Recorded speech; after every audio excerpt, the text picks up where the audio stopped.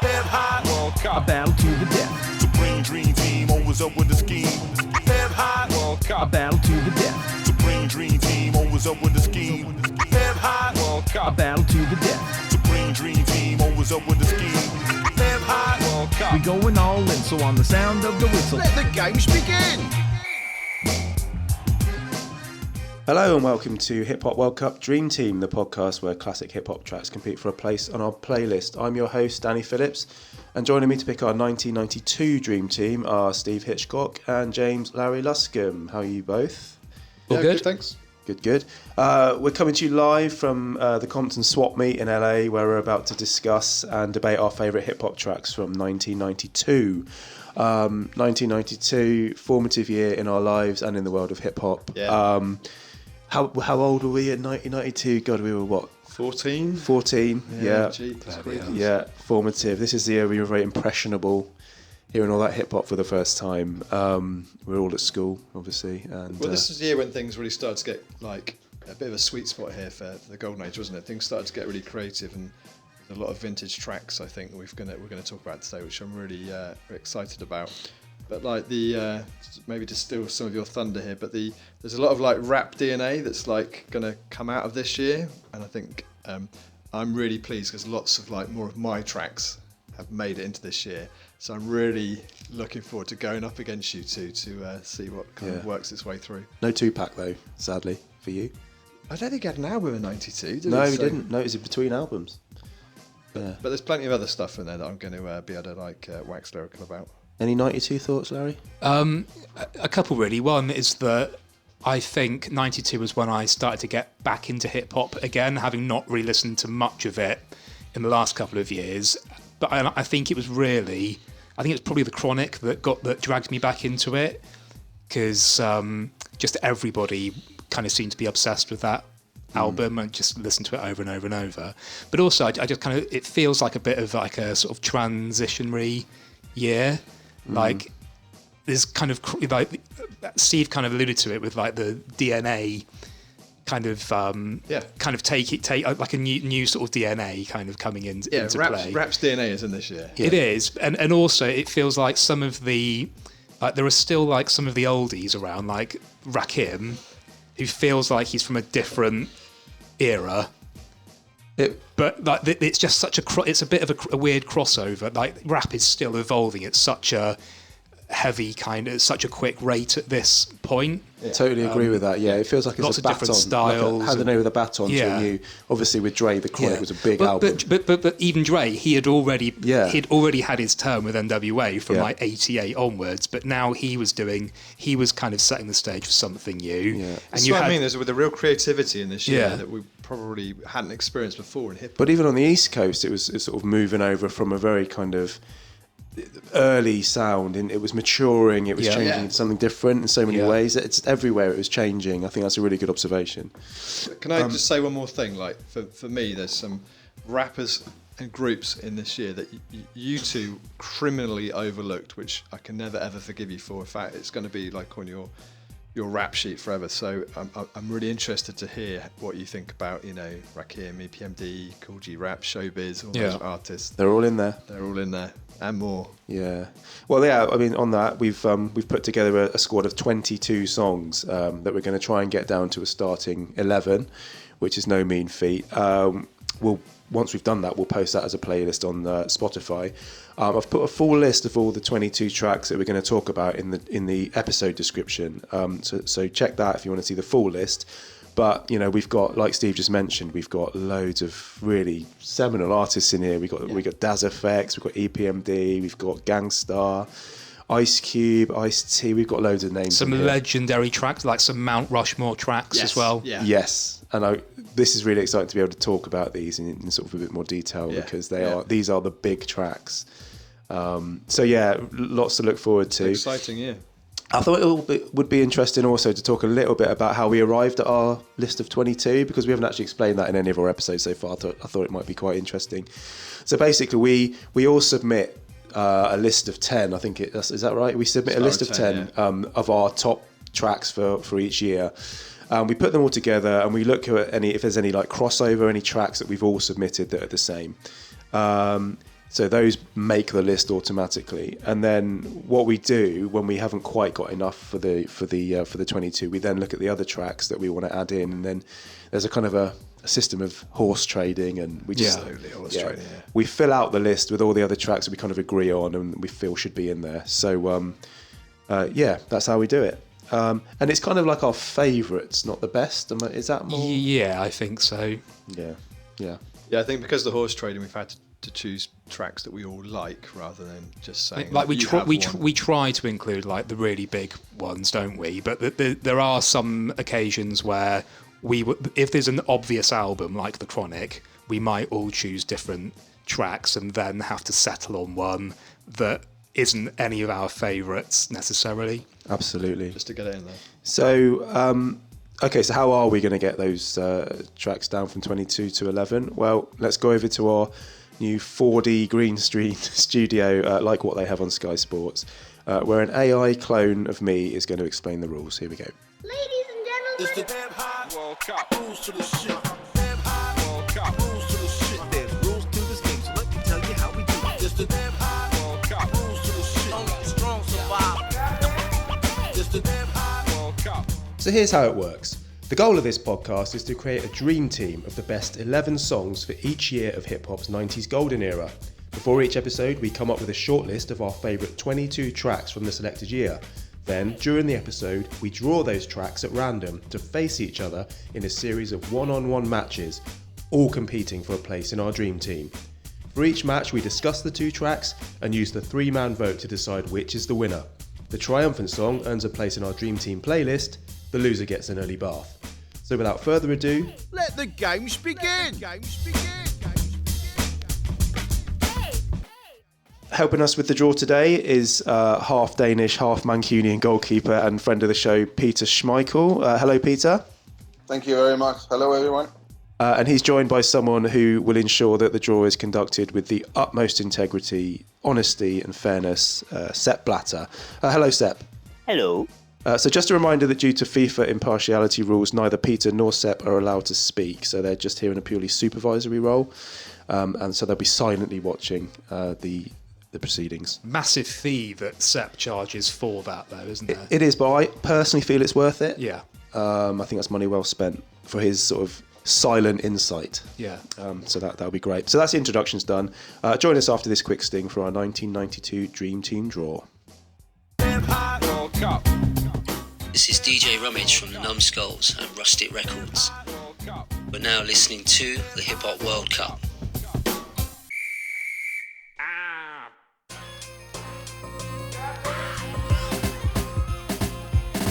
Damn hot World Cup. So without further ado, let's crack on with the draw. Peter, would you please empty the balls into the bowl? Not often that Peter drops balls like that. It isn't, is it? Thank you. Oh, he has dropped one. He's dropped one. That's unusual. Pop that back in, Peter. Thank you. Right, Steve, you're going to draw the first song. Larry the second. So, Steve, would you get the balls rolling, please? Okay. First one is number 16. Which is MC Search, Back to the Grill. And number 8. Which is Eric B and Rakim, Know the Ledge. Okay, let's have a listen to both of those. History, kicking them in the grill. Keep a Tech 9 in my dresser. Lyrical professor, keep you under pressure. Mind like a computer, the inserter. Paragraphs of murder, the nightclub flirter. This is Nas, kid, you know how it runs. I'm waving automatic guns at nuns. Sticking up the preachers in the church. I'm a stone crook, serial killer who works by the phone book. For you, I got a lot to shoot songs in here. My rhymes are hotter than a prostitute with gonorrhea. On the mic, I let vocabulary spill. It's like that jaw. That jaw, kick 'em in the grill. Innocent bystanders to stand. Nothing's gonna stop the plan. I'll chill like Gino, kill like De Niro. Black Ambino, die like a hero. Living on shaky ground, too close to the edge. Let's see if I know the ledge. So, as you can hear, I played the entire Nas verse from Back to the Grill because I love it so much. And then, and Know the Ledge there as well. So, who wants to start on this one? Well, yeah, the first thing to say is that it's MC Search track, but actually the only reason that track's on it is because of Nas. You reckon? Well, Chub Rock is also very good on that track. Yeah. But so my first observation would be like, this is great. I think these two are against each other because you've got like Rakim, who should be considered like the greatest of all time, but he isn't. And then Nas, who most people probably say is the greatest of all time. And they're coming up against each other when, Rakim is just like fading out with his powers, and Nas this is his first appearance on any kind of any record. So Rakim, he is like maybe like one of the grandfathers of rap, isn't he? Because he changed hip hop. He changed in the way that the way he rapped, the use of metaphors, but he never really became that massive. Probably because like being on a crap label. I think he was just too early. Like I think people always did talk about him in those terms as being the greatest ever, but he just seems to have been forgotten a little bit by I guess the younger generation, and even sort of people like me. I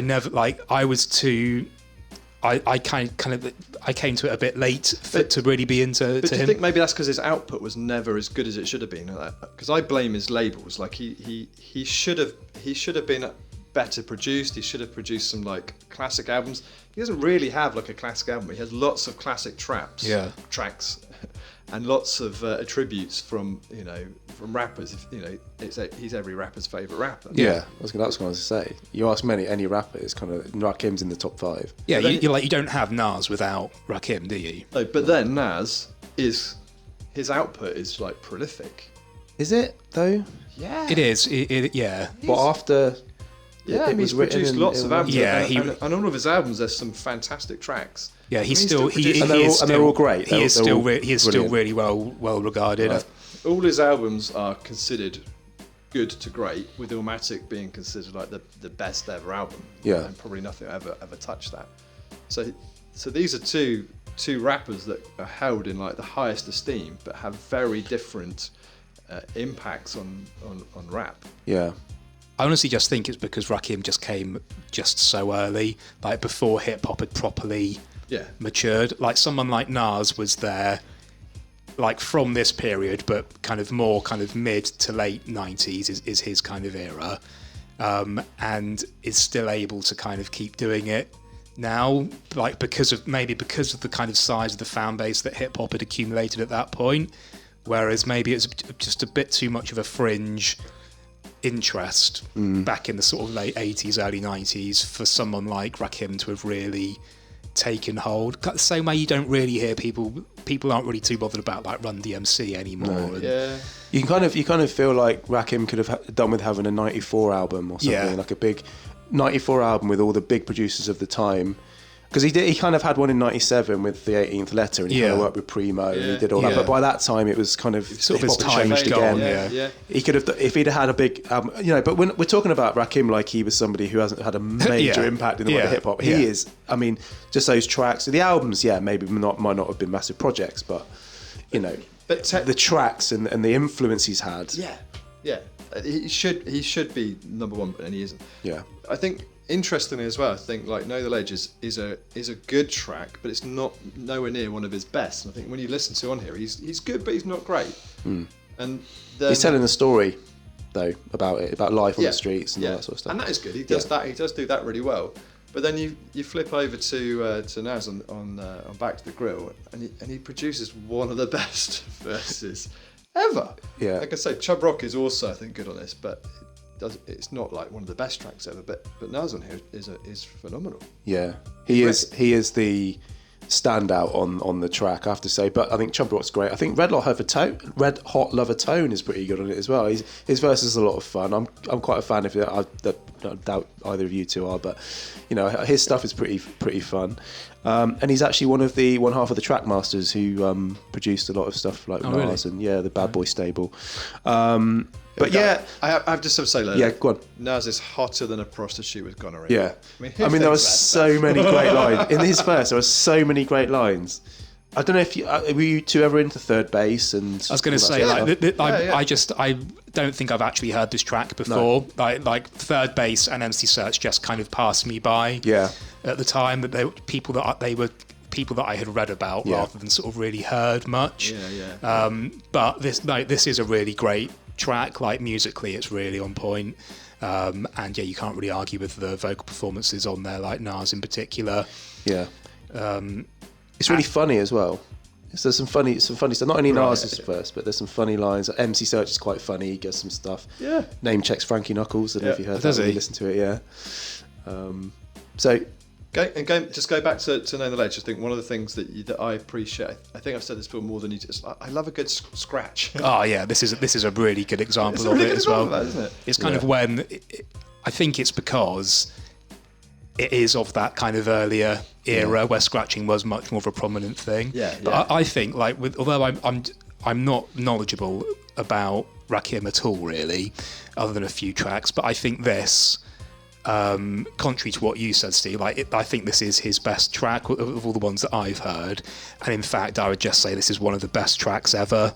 Right. In the hip hop, I just think it's incredible. I think it's iconic, but I think it's I talk about the Mount Rushmore of tracks, which by this point it's probably got about 30 people on it, but I think it feels like one of those kind of tracks. I love how fast it is. It's like that old kind of style of fast rap. Apparently he played drums on it as well. I've got as a fact, I was going to bring that out. I didn't know that. Rakim does. Play drums on it, we've said this before, hasn't he? I think he does produce more on his tracks than we give him credit for, like what was Eric B actually did. I agree. Somebody said iconic a minute ago. I have to agree with that. I think it's iconic. I think this is like the pinnacle of that style of like fast late 80s, early 90s rap. Like weirdly, this is a bit of a shameful thing is that I kind of didn't know this track up until how there's a Ghostface album where he raps over this track. It's on like is it the album Fish Scale? It's on that I think, or More Fish.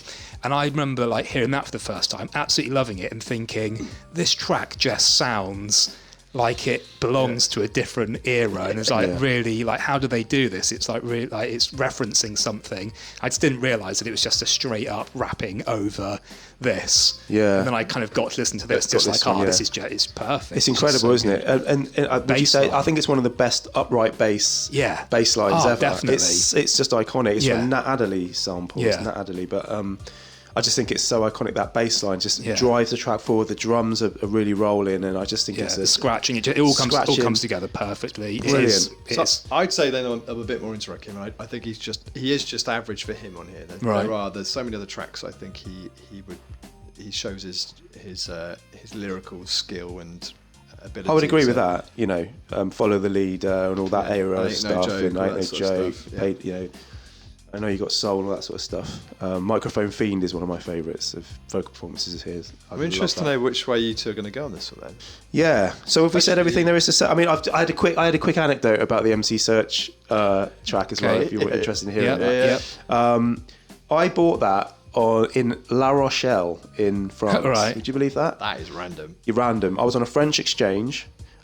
In '92, obviously, and we went over there, and I was obviously just finding my feet with the whole hip hop thing. And we were in La Rochelle. We were allowed to wander around. Found myself in a record shop and saw the MC Search album, A Return of the Product, in there, and I was like, I'm having that because I'd seen Back to the Grill and MTV Raps. So I've got a French version of it. Did you come back with any like MC Solar or anything like that? No, he was very. I remember him from that time, but I never actually. I never bothered to buy anything. No, the French do like that hip hop, don't they? Yeah, they do. Big time. And he's revered in the world of hip hop generally. Like I was listening to a podcast the other day, and they mentioned MC Solar. Like he was a big name, and he used to be on MTV Raps with all the other American artists. Yeah. But no, I was for some reason that was what I bought when I was in France. Anyway. So, should we vote? Yeah. Oh, Know the Ledge for me, like 100%. Well, let me go next. Easy win. Go on. I'm going to go for MC Search because of Nas, and it's because of its provenance in hip hop and that verse it's being so amazing. So that could. I'm just really interested to see which way you go now. You're going to have the casting. Well, yeah, it's funny. I love Back to the Grill. Primarily, well, one of the things I didn't mention, it's produced by T-Ray. I don't know if you've ever heard of T-Ray, but he's like one of these underrated producers in the world of hip hop. He did a lot of stuff with underrated or just unknown? No, underrated. Did stuff with Cypress Hill. Did I Ain't Going Out Like That by them. He did Funk Dubious, all that sort of stuff. So I'm interested in it from that perspective, but I don't think you can argue that Know the Ledge is the better track. I don't think you can sort of... You can, because you're getting like the first appearance of Nas ever, and that verse is incredible. I thought his first appearance was live at the barbecue. Main source. Yeah, no, you're right. Source. Yeah, so yeah. we can discount that. Yeah. So I think, you go. I'm going Eric B and Rakim. It's just it's the iconic track. It's the better track of the two. Yeah. I don't think you can really argue with that. It's much better musically, isn't it? Surely. Yeah, I think so. I'm not unhappy, because I think Rakim is just underrated as a great. But yeah, no worries. Okay, so there you have it. So our first match, Eric B and Rakim, Know the Ledge is the winner. That goes into our playlist. Good first matchup. Yeah, I think ultimately they probably both deserve to go through. Yeah, like there are going to be tracks that. Yeah, I think that's what we've learned from that little matchup there. Yeah. Okay, cool. Okay, so that's the first match in the books. Let's move on to match 2. Steve, do you want to draw the first one? It's number 15. Number 15, which is Lord Finesse, Return of the Funky Man. Larry. 18. 18 is Pete Rock and CL Smooth, They Reminisce Over You. So you got Pete Rock versus Lord Finesse, two of the most eminent hip-hop producers ever. Let's play them first. Yeah. An attire full of armor all. It's Lord Finesse and I got shit planned. Hot damn, it's the return of the funky man. Mad brothers know his name. Mad brothers know his name. Getting married in the house. Listen, positive over negative for the woman a master. Mother Queen's rise in the chapter. Deja vu, tell you what I'm gonna do when they reminisce over you, my God. Pete Rock v Lord Finesse, two of the best producers in the rap music industry. Larry, what are your thoughts on that matchup? The Lord Finesse track I forgot to listen to and rate. That is integrity right there. I love that. But just just making a judgment from listening to it just now, I know what I think about that kind of track, and it just doesn't really appeal to me. It's just too sparse and, I don't know, a bit sparse and boring. I don't especially rate his productions from back in this kind of era, to be honest, or him as a rapper massively. It's kind of all right. But I think with Lord Finesse, listening to the whole of his album is necessary to enjoy it, because I think even when you were speaking, I was thinking it's just a track that I would keep going back to individually, but as a whole album, I think it is a good album, and Lord Finesse is someone I've never been able to, manage to get into a podcast before. And you don't often hear him rapping. You don't? No. He's got quite a distinctive voice, hasn't he? Yep, distinctive voice. He tries to be quite witty, I think. That's his kind of like rap style. Well, one of the notes I've got down here is his punchlines. Is something that's he loves his punchlines. Too much, you think, or is it just, does that kind of make him a bit more? I just think that's his thing. I don't think it's too much. I just think that's his thing. He's very much like, but he birthed Big L, basically, the whole DITC, and I think Big L was a natural progression of his style. But he was kind of one of the first people to be like flat out punchlines every line. I don't think he does it too much. I think it works. But he is a very influential producer, and his fingerprints are on a lot of like hip hop. And is he bigger than Pete Rock? God no. God no. I mean, they're peers, and they're obviously similar era, similar production style. But I think Pete Rock is head and shoulders above Lord Finesse, and the body of work speaks to that too, I think. Yeah. But weirdly with Lord Finesse, I think he, as you know, I've mentioned it in previous episodes. He's one of my favourite hip hop producers. I love Lord Finesse. I really like him. Yeah. But weirdly, his own productions and his own as an artist are a bit of a blind spot for me. Like I love his stuff that he produces for other artists, like Illegal and the Money Talks by XX, and all that sort of stuff. That sort of stuff. When he does something for other people, his production style is it's right up my street. And I follow him on Instagram. He does these videos where he gets the SP1200 out and he breaks down some of his iconic tracks, and it's so fascinating. Yeah. And he seems to find these loops and breaks and samples that are just so distinctively his. His production style is brilliant, but then give me an album of his where he's rapping all the way through it, and I'm like, this is just a bit much, boring. Yeah. And I think primarily that's because like this first album, Funky Technician, and then this one, Return of the Funky Man. Yeah. He was kind of finding his feet as a producer, and it didn't quite have the same I think this made him a better producer on other albums. Oh, 100%. I think it did. I think being a rapper himself makes him a better producer because he knows what rappers are looking for. And I think that all helped him. And maybe that's why he kind of dialed down the rapping and sort of went more into production after a while, because he kind of excelled in that and his style developed. But this early phase of Lord Finesse is really not doing it for me. Like this beat, Return of the Funky Man, very pedestrian, kind of, it's literally just a beat. And there's so many of these hip hop tracks that are like that. They're just from this era, they're just kind of a beat. And his rapping is good, but it doesn't do enough to kind of elevate it beyond anything, elevate it enough for me. Yeah.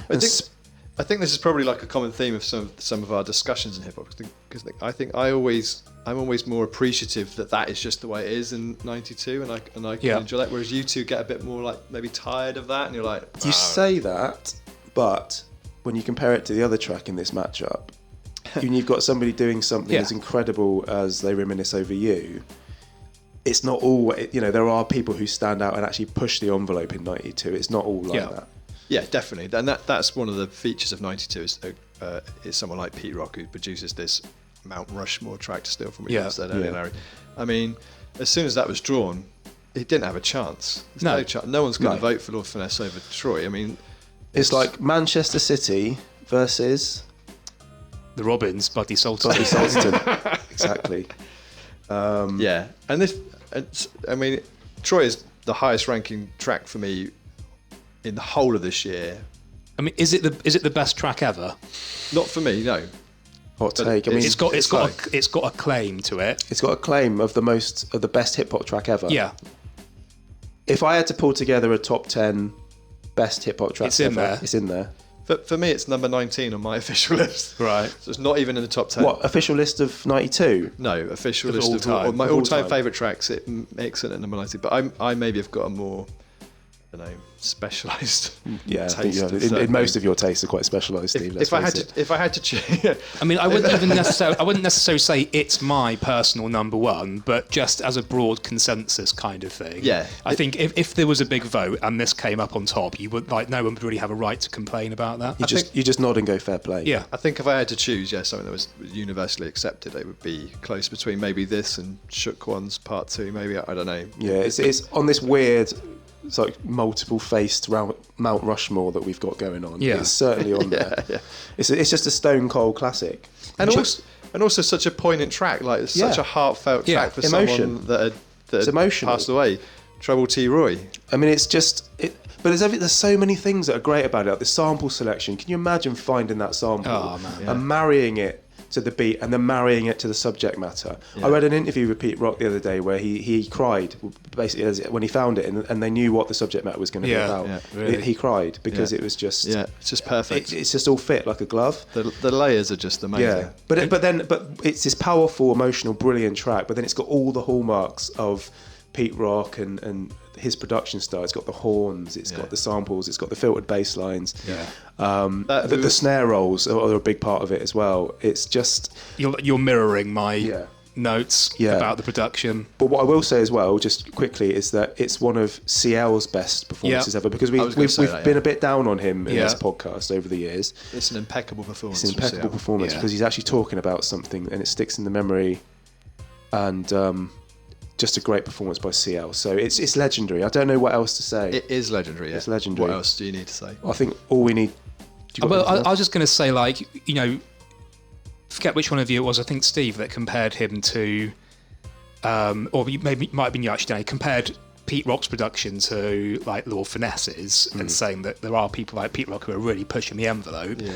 I've kind of, I always think in my mind that Pete Rock and CL Smooth, like they're competitors to me against Starr.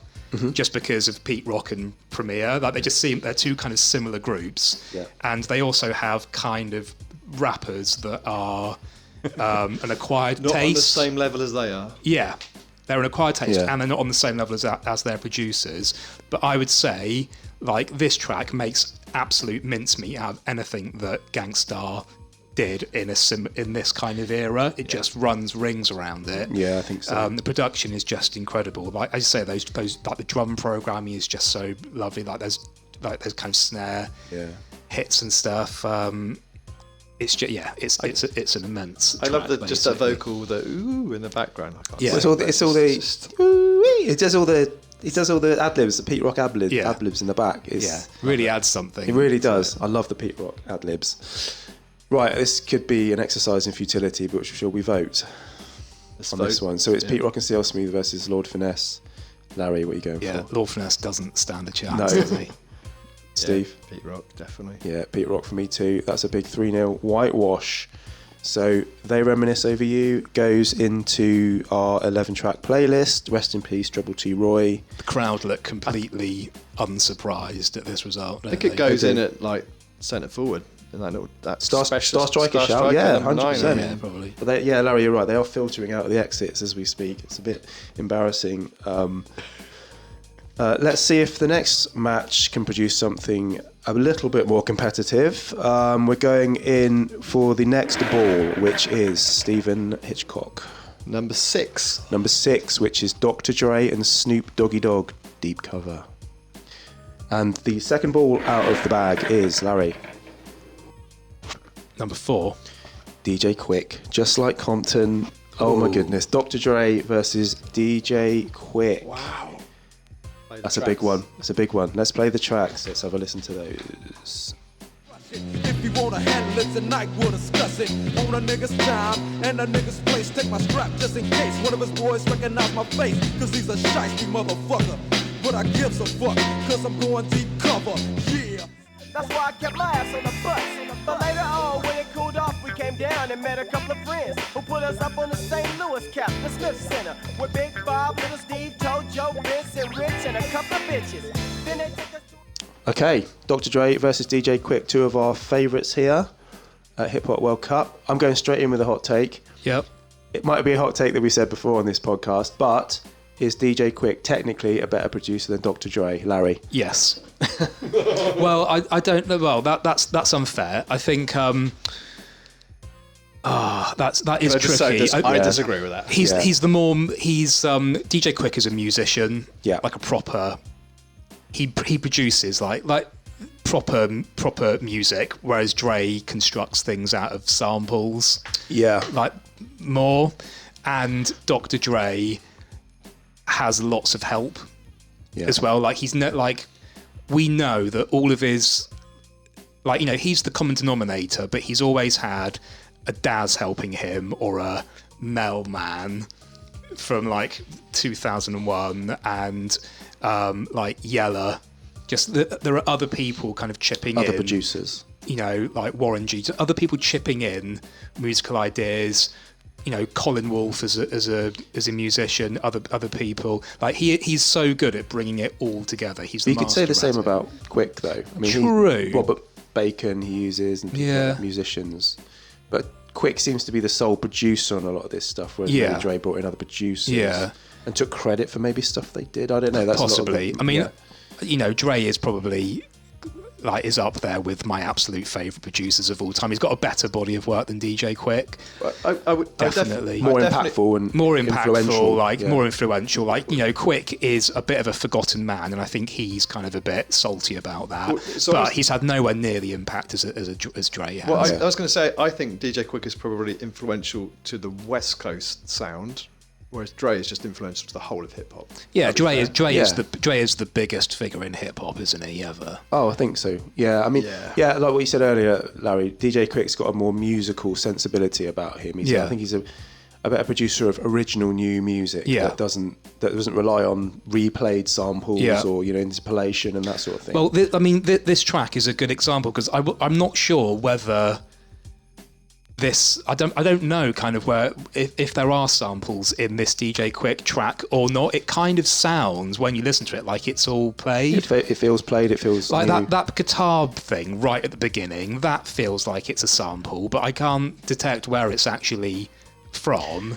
But once it all kicks in properly, like you listen to it, it's all like you can definitely hear it. It's kind of keyboard beats for like the strings and stuff, but really high quality. But you've also got like that little flute bit in there that I just assumed was a sample. But I'm thinking actually, I think it's played. I think it's all played. I think any guitars you hear on there is Robert Fonkster Bacon. I think it's all original played music. Yeah, and I think that's his expertise. Yeah, it's not quite on the level of Safe and Sound, but it's kind of it's on its way there. Yeah. It's just a really deeply funky live sound that I really, really love, and I think that's why he's why he's not as celebrated as he is. I don't know. I just don't know. I think it's because I don't know. I guess if you are comparing him with Dre, which is the obvious point of comparison, I think Dre's just got more memorable. I don't know. He sort of just plays more into the.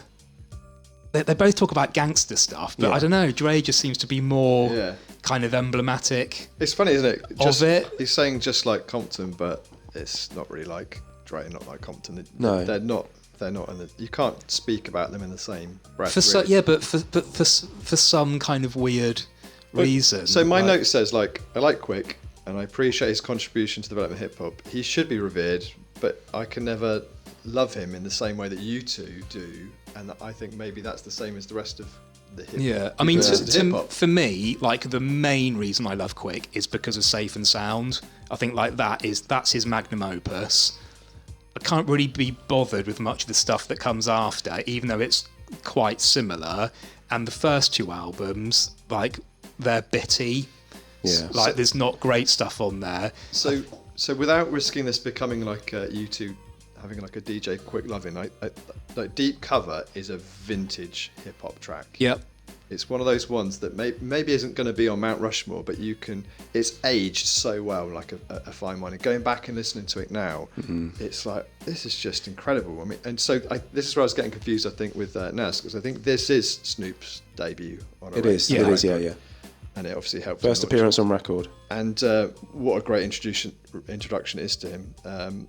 And it's just fantastically produced. And the only other production thing I can add to this is that just listening to headphones, Dre does love a fade, which you don't get a lot of lots of panning. Pan that you don't get lots of hip hop producers doing. His sound design is incredible, isn't it, Dre? And some of these skits and stuff, it's attention to detail. It's detail, yeah. But then again, Quick has a good attention to detail musically as well, but just I don't think it's on the same level. I think Dre's a bit more of a... Dre gives you is Dre's more kind of cinematic, isn't he? The way I see it, I think Dre is like a blockbuster movie, whereas DJ Quick is kind of an art house movie. That's a great way to describe it, yeah. And that's how I see the two of them.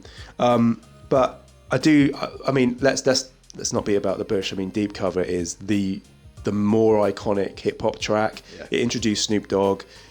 Just hearing it's an instant banger. The beat, that bass line, the upright bass line. It's an upright bass line as well, which is something I didn't realise at the time. It's just completely iconic. The chorus is iconic. It introduced Snoop. It announced Dr. Dre as kind of this sort of solo artist as well, because it came out just before the Chronic, and it kind of built the hype for the Chronic. It built the hype for Snoop Doggy Dogg. It's like a landmark track, really, I think. Whereas the DJ Quick track is beautifully produced. I love it musically. It's right up my alley. There's a bit in the verse where the sleigh bells come in. I love how he just drops those sleigh bells in. It's just beautifully produced, but it just does not have the same impact as the Dre track.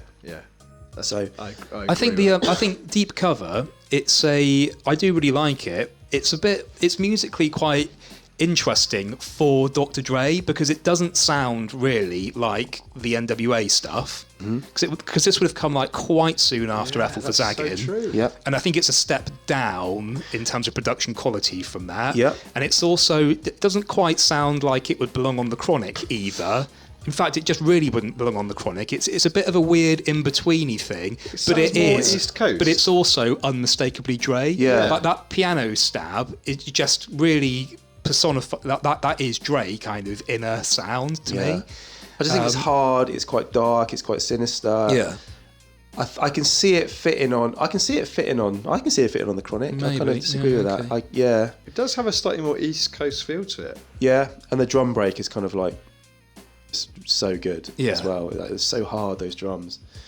It's the whole thing is very sinister, menacing kind of track, isn't it? It really is. Yeah. And this was a big MTV Raps track as well back in the day. This was I remember the video. This is so good from the Deep Cover soundtrack.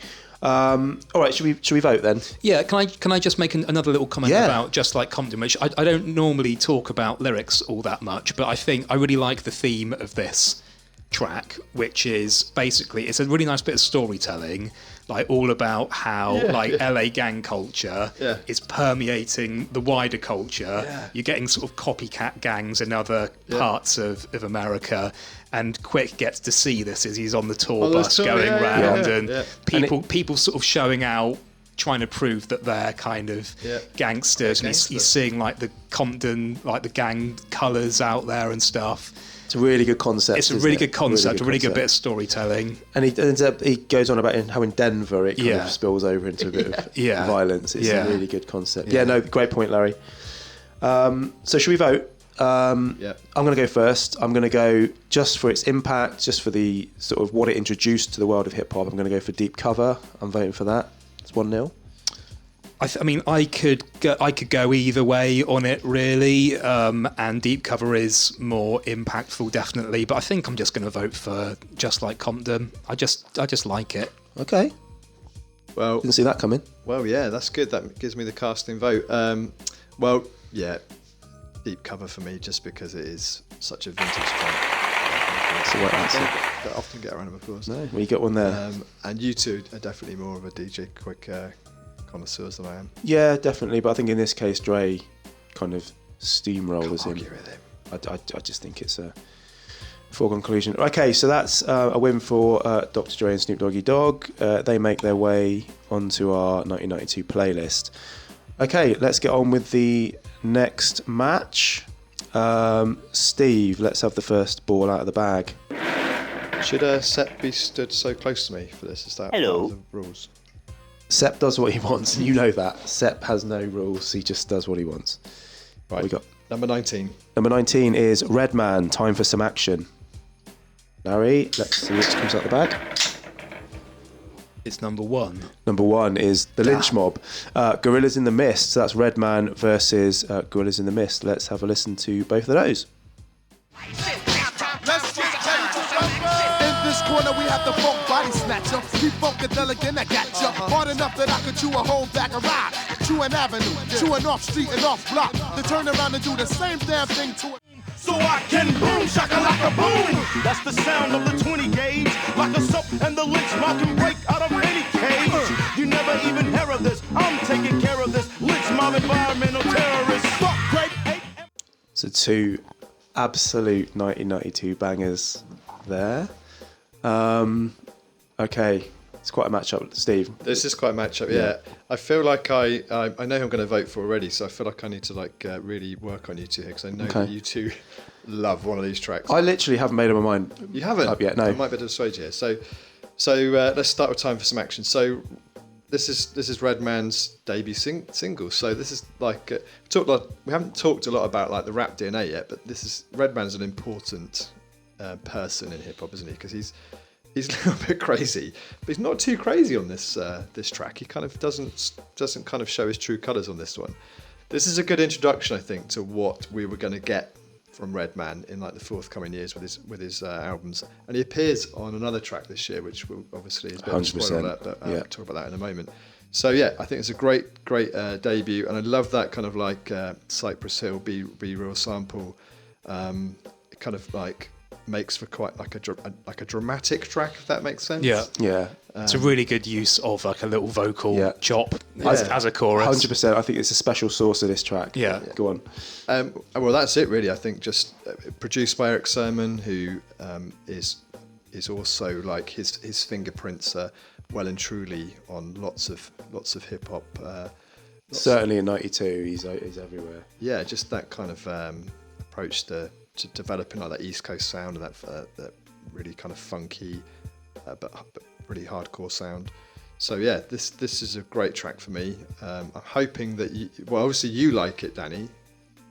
I don't know about Larry. I'm sceptical about Larry. I think I know which one Larry prefers, but I'm not going to... I guarantee I know which one Larry prefers. Right. I mean, I like Time for Some Action enough. It's a great track. It's kind of... it occupies a quite a similar space, I think, to like Mama Said Knock You Out. Yeah. It's like hype. It's like boxing entrance music, like head nodding, hyped up. Yeah. But that's kind of all I've got to say about it, really. It's just, I don't think it's it's not like a kind of massive favourite. It is really good, but it's not, I think once you've listened to, a verse of it, there's not much more kind of beyond that. Yeah, really. I think it's a really kind of exciting track, and I was back at this in this era. I was up for stuff that really got me going. Yeah, like so Time for Some Action was like your quintessential kind of get you going. Get the blood rushing kind of track. I've got another Hit Squad Headbanger written down here. I don't know why, but it's one of those tracks that comes on and you kind of like make the ugly face and you kind of like it kind of gets you going. Yeah, and as you say, the Be Real sample on the chorus is genius. It just works so well. I think they had to get special permission to use that from Cypress Hill. Be Real. Yeah, because it played such a core part of the track. It is the main bit, isn't it? I think it, beyond take that out. Would it work without it? I mean, beyond normal sample clearance, I think they had to kind of to give his like personal like permission. He's appearing on it, basically. Yeah. And just classic Eric Sermon sound. Really, just the adrenaline flowing through it. I love Redman as an MC on What the Album, where this comes from. That's the Redman era that I love. I love that album so deeply. This track has got a chance then. It has got a chance, yeah, don't get me wrong. And they're two quite similar tracks, actually. They're kind of that high energy, kind of driving, almost. I think kind it's a really good matchup. It's a good matchup, really good matchup. They are very similar style of track. But this era of Redman, I absolutely adore. What the Album is, I think it's in my top 10. I'm not quite sure. I haven't revisited that for a while. Yeah. But I just absolutely adore it. I love how it ends abruptly. I love how they kind of that bit where you say, "Hey, Red, we got that." You know, they have to say no more. It's over. I love that. The intro, that's quite inventive. You didn't hear intro's really good as well. Intro's really good. You didn't hear many people doing that sort of stuff. Yeah. I really, really fell off Redman from There Is a Dark Side onwards. Muddy Waters, all that. I really dislike those. He went too crazy. Went too crazy. The style of production went too sort of funky and sloppy. It was just.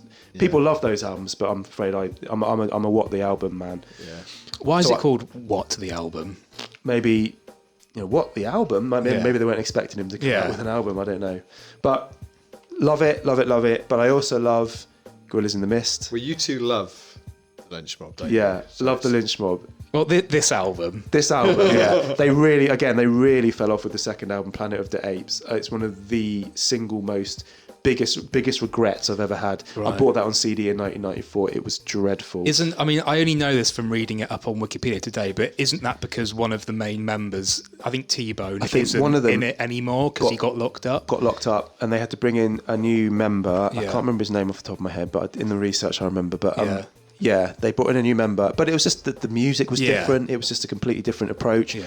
But this Gorillas in the Mist album was just very, very special. It was on constant rotation back in the day. Almost feels like an Ice Cube album. It's to me. Well, he produced it. Yeah, he produced it. Yeah. Like if he had just rapped on it instead, it would have been a classic Ice Cube album. And they all sound a bit like Ice Cube. It's almost like he's written the lyrics, or they're kind of singing in a kind of Ice Cube-y sort of template. Yeah, he does appear on this track, doesn't he? He's on it because when he's rapping, he's the voice they put to the forefront. So it does feel like they're like he's part of the Lench Mob.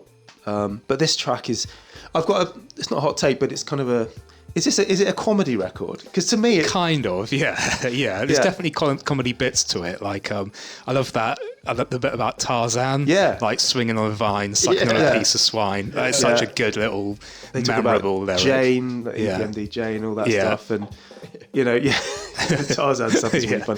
It's a low-key comedy record, I think, but it's tongues firmly in its cheek, but at the same time, it's really hard and driving, and it's brilliant. Again, another MTV staple. I remember the video. It's pretty iconic, isn't it? Really, iconic video.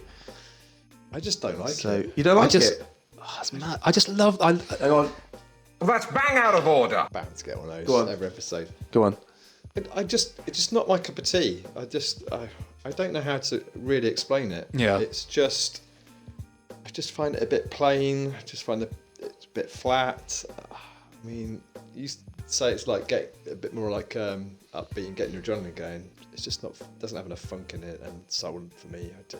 I think it's all funk. No, for me you're wrong, and you're a grotesquely ugly freak. You're wrong, and you're a grotesquely ugly freak. it's so gritty as well. Yeah. You can hear the 12 bits. You can hear the on 12. it. You can hear each and every one of those Each bits. of those 12 bits. Yeah. I try to like these tracks, so I know you love them. I just can't. No, all joking aside, Steve, completely fair. It doesn't have the kind of, maybe it doesn't have the integrity that you're looking for, maybe from a hip hop track. Maybe it's not as... Not the integrity. I mean, I like loads of weird stuff that people rap about. It's the production. It just doesn't appeal to me. Oh, sorry. Yeah, but which is just it's just one of those things, isn't it? Yeah. Because it just completely appeals to me. Yeah. I also think though, to give them their due, I think they're a really tight little vocal unit. Yeah. I love the way they interact with each other. Like they'll just take a couple bars each, but then they'll kind of all rap the same bit at the same time, or just do little kind of weird ad libs and stuff like that. They're really musical rappers. Like they're really expressive. Yeah. Who's the funny one that does the little... It's got the strange voice. I don't know. I don't know which one that is, but I love him because he's he's just so distinctive. Yeah. Me and Matt used to joke about him all the time. Anyway, all right, should we vote then? Let's see which one. I mean, it feels quite a close one, this, but yeah. Well, I'll go first then, because Redman, definitely, 100%. That's one for Redman, Larry. Oh, Guerrillas in the Mess, definitely. Danny, I'm going to have to consult the ranking for this, because I'm not sure. I just have this... How close are they on the rankings? I have this deep love for both of them. Well, I've got Redman in second place. Yeah, in the whole... Yeah, because it is a better track. Yeah, and I've got Lynch Mob in 8th place. So yeah, I'm gonna have to stick to my rankings and go for Redman. So that's Redman 2-1 to Redman. So Redman's Time for Some Action makes its way into our 1992 playlist. Okay, so that's Redman into the next round. Let's get on with the next draw. Stephen, over to you. Get those balls moving. He's touching me now. Is that loud? Yeah. Hello. Number 14. Number 14 is Cool G Rap and DJ Polo's On the Run from the album Live and Let Die. And Larry, what you got? Number 20. So that is Showbiz and AG Soul Clap. That's Cool G Rap v Soul Clap. Still smiles over here, but you two are shifting uncomfortably in your seats. Okay, so that's a bit of a weird one. New York Showdown. Should we hear them first? Yeah, good idea. Yeah, here we go. This is On the Run. On a motherfucking world tour. Grab my bags and my gun. Come on, we gotta go. I'm on a motherfucking run.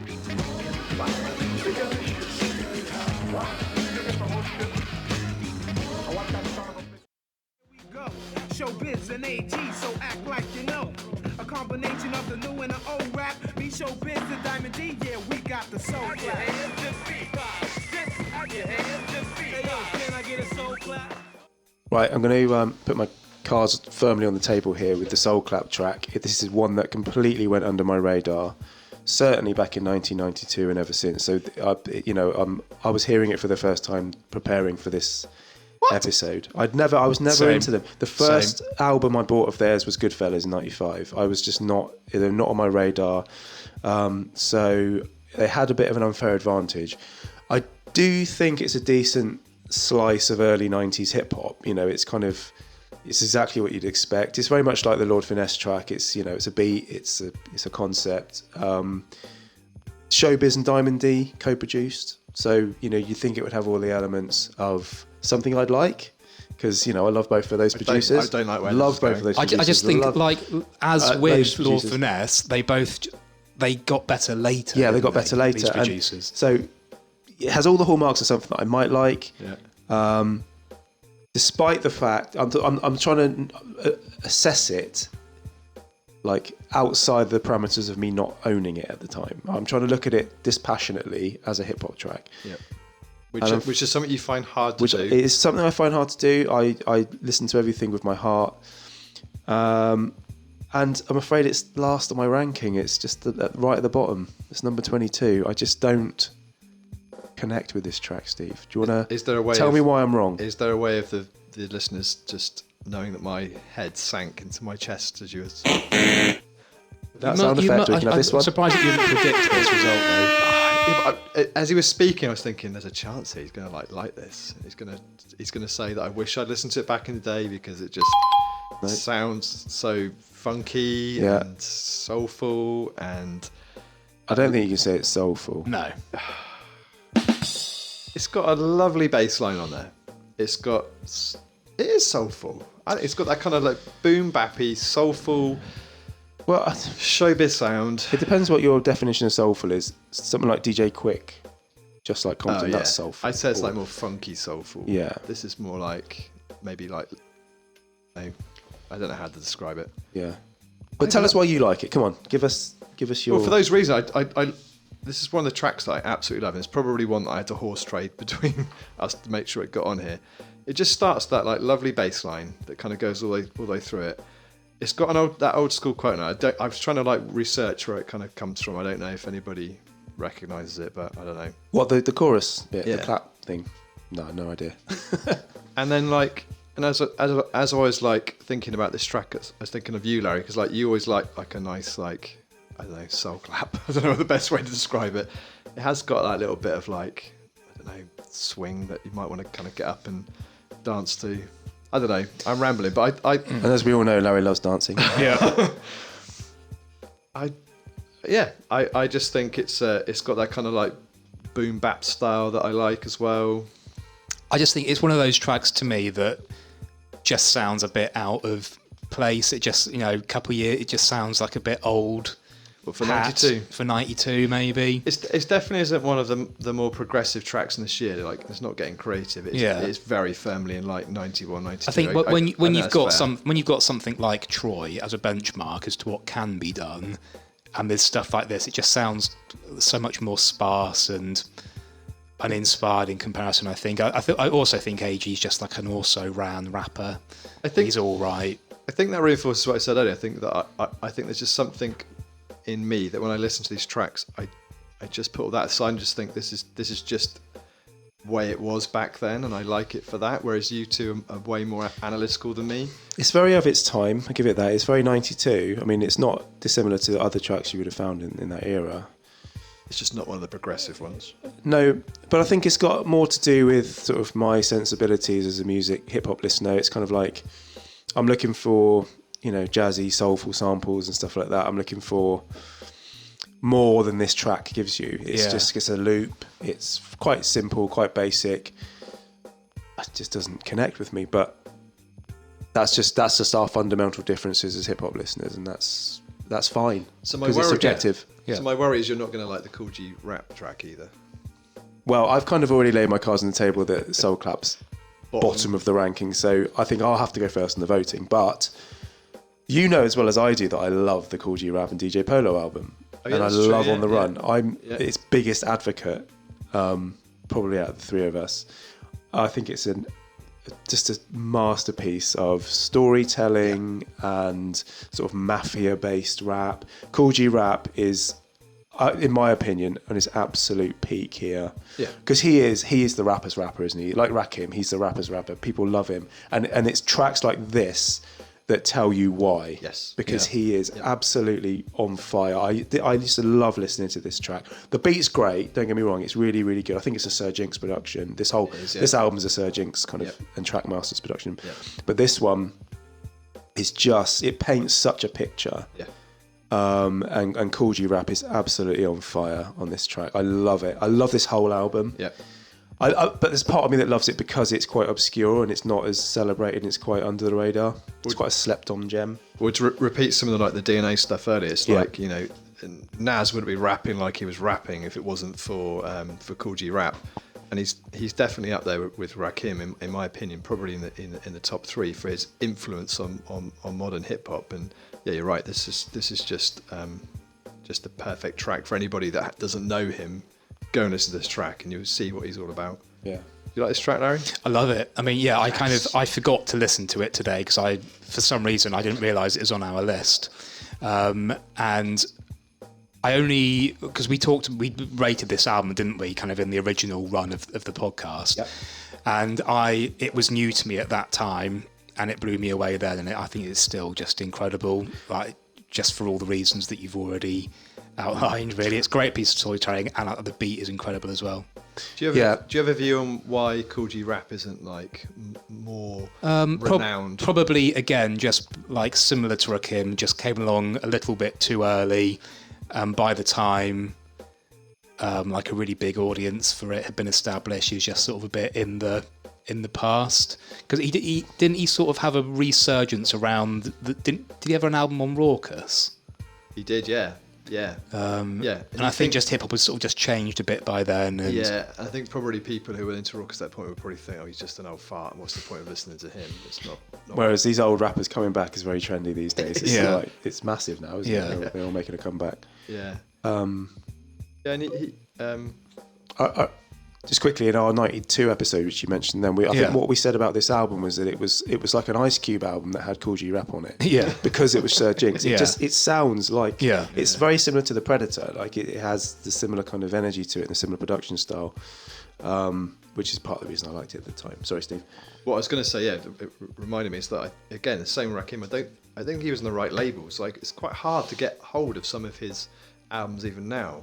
Yeah. Like if you were going into a record shop back in the day, you wouldn't necessarily see him and Rakim plastered everywhere, even though they probably were the best rappers around at the time. So I'm blaming rap labels for... it was just a different, just what, like the whole industry just was just immature at that point, wasn't it? The same way. Finding its feet.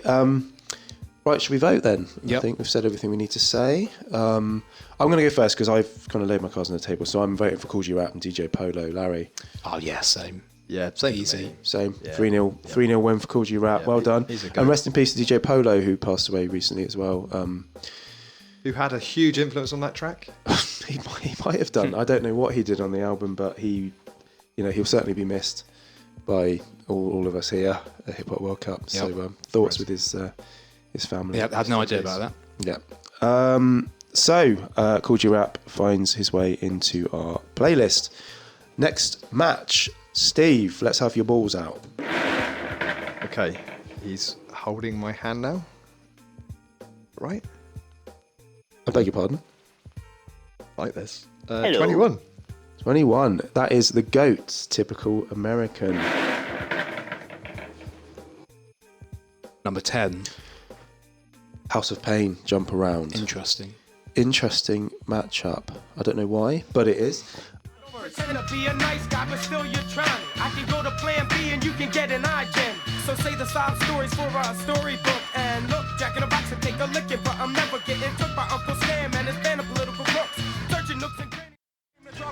I got more rhymes than the Bible's got psalms. And just like the prodigal son, I've returned. Anyone stepping on me, you'll get burned. Cause I got lyrics, but you ain't got none. If you come to battle with a shotgun. But if you do, you're a fool, cause I do. I think if there's one track we didn't need to hear again, it's Jump Around. We've heard it so many times. But Steve, so Typical American was one that you asked to be put on the list. So do you want to tell us why you like it? Yeah, this is a really obscure track. I cannot tell you how I came across it, but I think it is really deserving to be considered. It's for me, it's one of those like quite hardcore tracks that I really like. And it has that like ability to take like a really obscure, it's got like that really squeaky sample going on that turns into like a real earworm. And there's not many tracks I think that are able to kind of like manage that.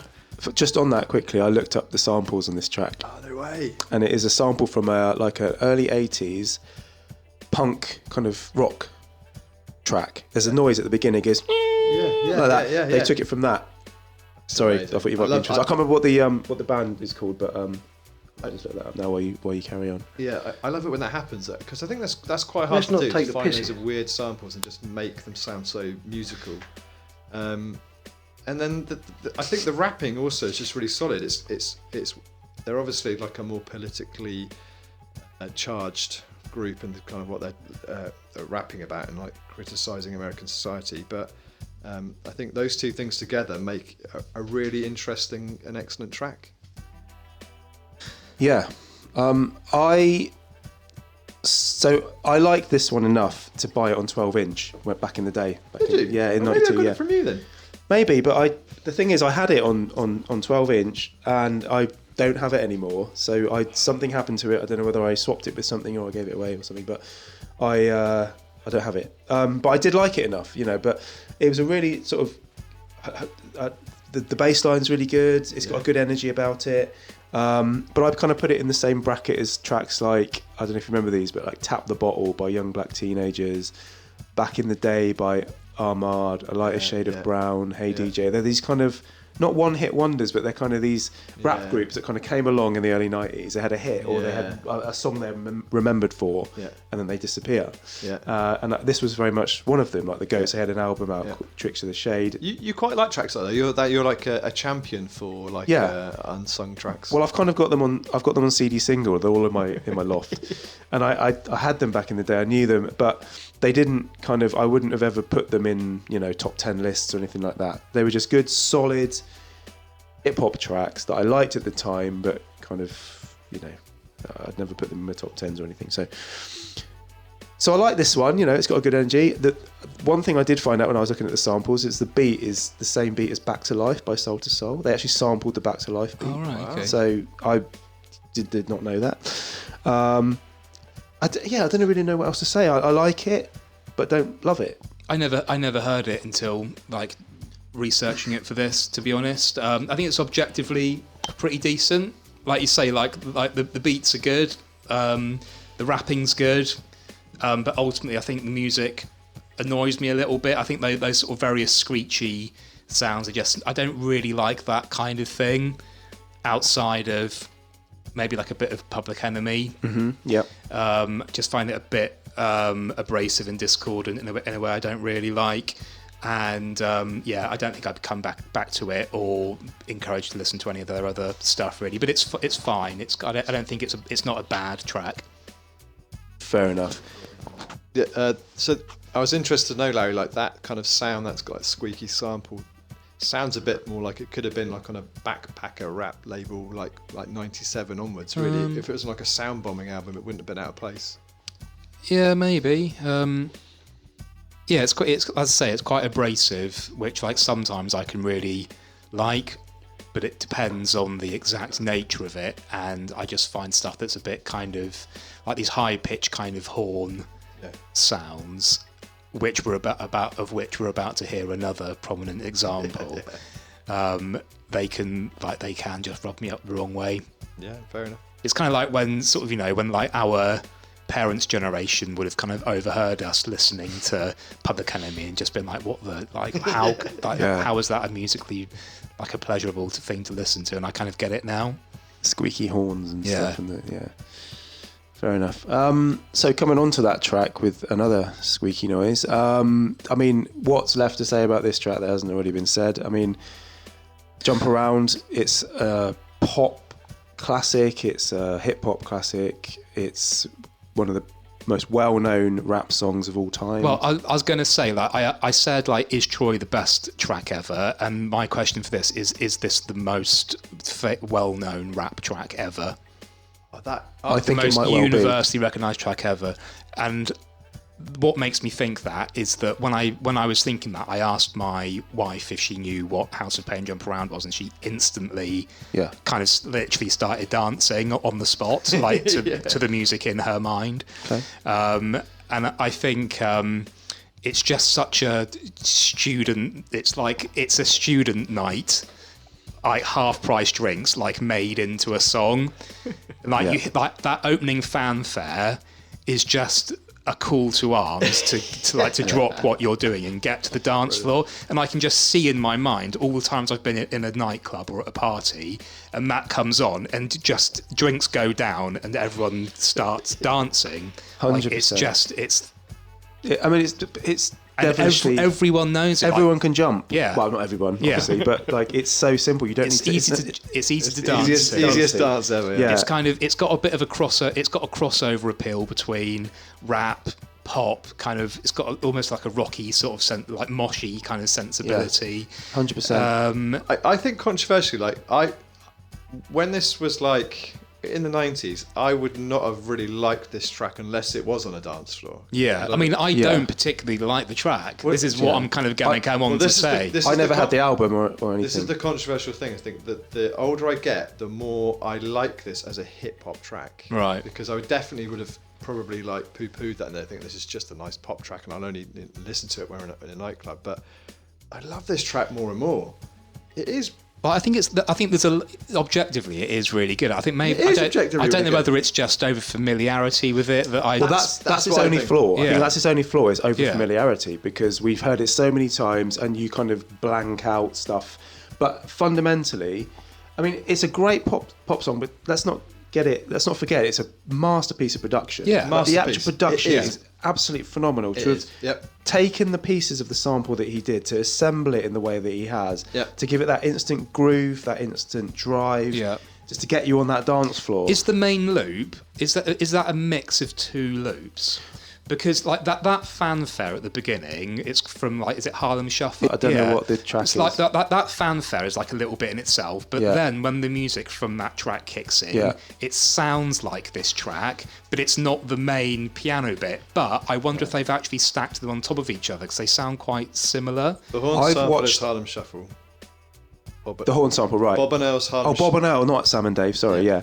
I've watched videos about how Muggs produced the beat, and it's a different track. Yeah, and I don't remember what it is, but it's pieced together. Yeah, in a way that you wouldn't probably wouldn't believe if you kind of watched it. That and the horn bit in the main bit, that's from a Divine Styler track, right? Okay. Which is obviously a sample, which is I presume is a sample from somewhere else. I think I've got that right, like from looking this up earlier on who sampled. Right. But yeah, it is a really clever bit of production. It's really clever, and the samples are kind of pitched up and down. Yeah. It's not just a straight loop. It's like they're chopped, they're pitched in a way that just works. But it's married to a beat that really gets you going. Yeah. Plus, when you marry it with the subject matter, and the chorus that gets everybody on the dance floor, plus Everlast. I love Everlast rapping Starr. I'm really sorry, but I love it. We've said it before on this podcast. I love it. It's really simple. Let me say this now. It's catchy. So we're saying that DJ Muggs is like underrated with this production, this track. I think maybe Everlast's rapping is underrated in this because he is on fire. Yeah. It's absolutely and I don't trust anyone who doesn't know the words to this song. No. I don't trust them. But also to the point where I think everybody knows most of, like, you would at least know, like, pack it up, pack it in, let me begin. And, like, I never eat a pig because a pig is a cop, and things like that. Just, like, anyone, like, if you're between 30 and 55, let's say, like, how would you not know this track intimately? Absolutely. It's like most people know Summertime or, you know, all those sorts of hip hop pop tracks. Yeah. You just know them. And it's got to be the biggest one. It's just a masterclass of pop hip hop writing and production. I had to research this bit though, so I want to kind of bring him down a little bit here. He said he's got more rhymes than the Bible's got psalms. Well, the Bible's only got 150 psalms. So how many rhymes has he got? He's got way more than that. Has he? Yeah. So, I mean, yeah. So this is just every time I listen to it, I think this goes up and up in my like rankings. I think it is a phenomenal track. Okay, so does this get a Mount Rushmore?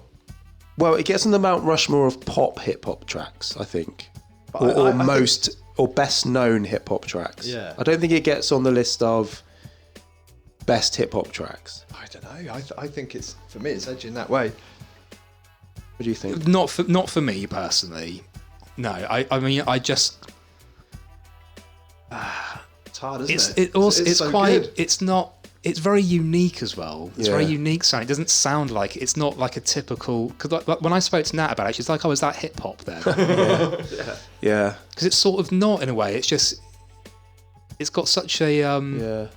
Well, it is. I mean, it obviously is, but no, it's not boom bap. It's kind of. It's got its own little kind of. It's a club track without a house beat. It's its own thing. Yeah. And that's probably why like, it's got a sort of shuffle to it, hasn't it? And that's why it's such a hit. Yeah. But I couldn't really tell you how the beat.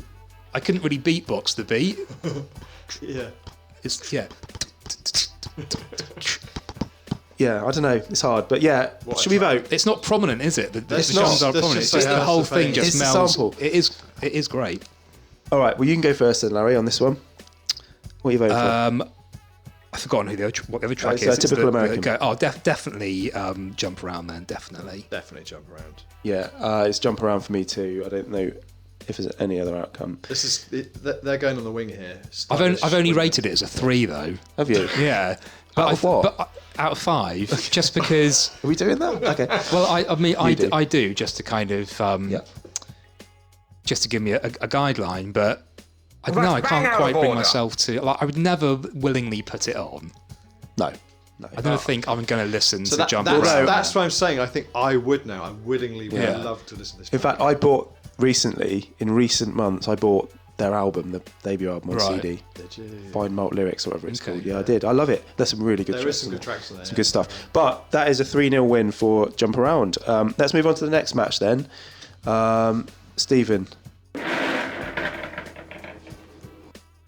Okay, number 5. Number 5, that's Dr. Dre, Let Me Ride. And number 13. Which is K Solo, The Baby Doesn't Look Like Me. Who's going to win Bit of a this mismatch there. Who's going to win this one? Hell yeah.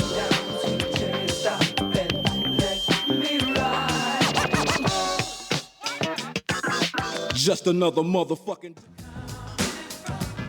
You know the kid's not my. A lot of men who've been through this before. Just because the girl she's having your baby doesn't always mean it's yours. Maybe it was a sister one day acting out and pretty. Cause the Mary wants some tickets in this place in Atlantic City. Right, Larry, you're voting for Dr. Dre. Tell us why. I mean, with that being said, I've got nothing. I've written nothing about this because I was kind of thinking this morning, like, how can I really approach how to say anything about this? I mean, I don't know that it would have been. I don't think it was my favourite from the album. Let Me Ride? Yeah, I don't think I would have kind of voted for this one to be the Dr. Dre pick for this year. But with that being said, it is incredible, isn't it? It's a giant of a song, isn't it? It is absolutely, brilliant. And I love the strings in it. That's the main thing that comes to mind is just when those strings come in, it makes it soar.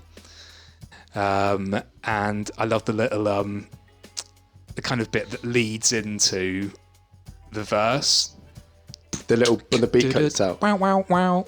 That's really great. And yeah, I don't know what else to say about it. Can I ask you some questions about it then instead? Okay. What is the what is the intro all about? What is it? What are they actually? What is that woman saying? Don't know.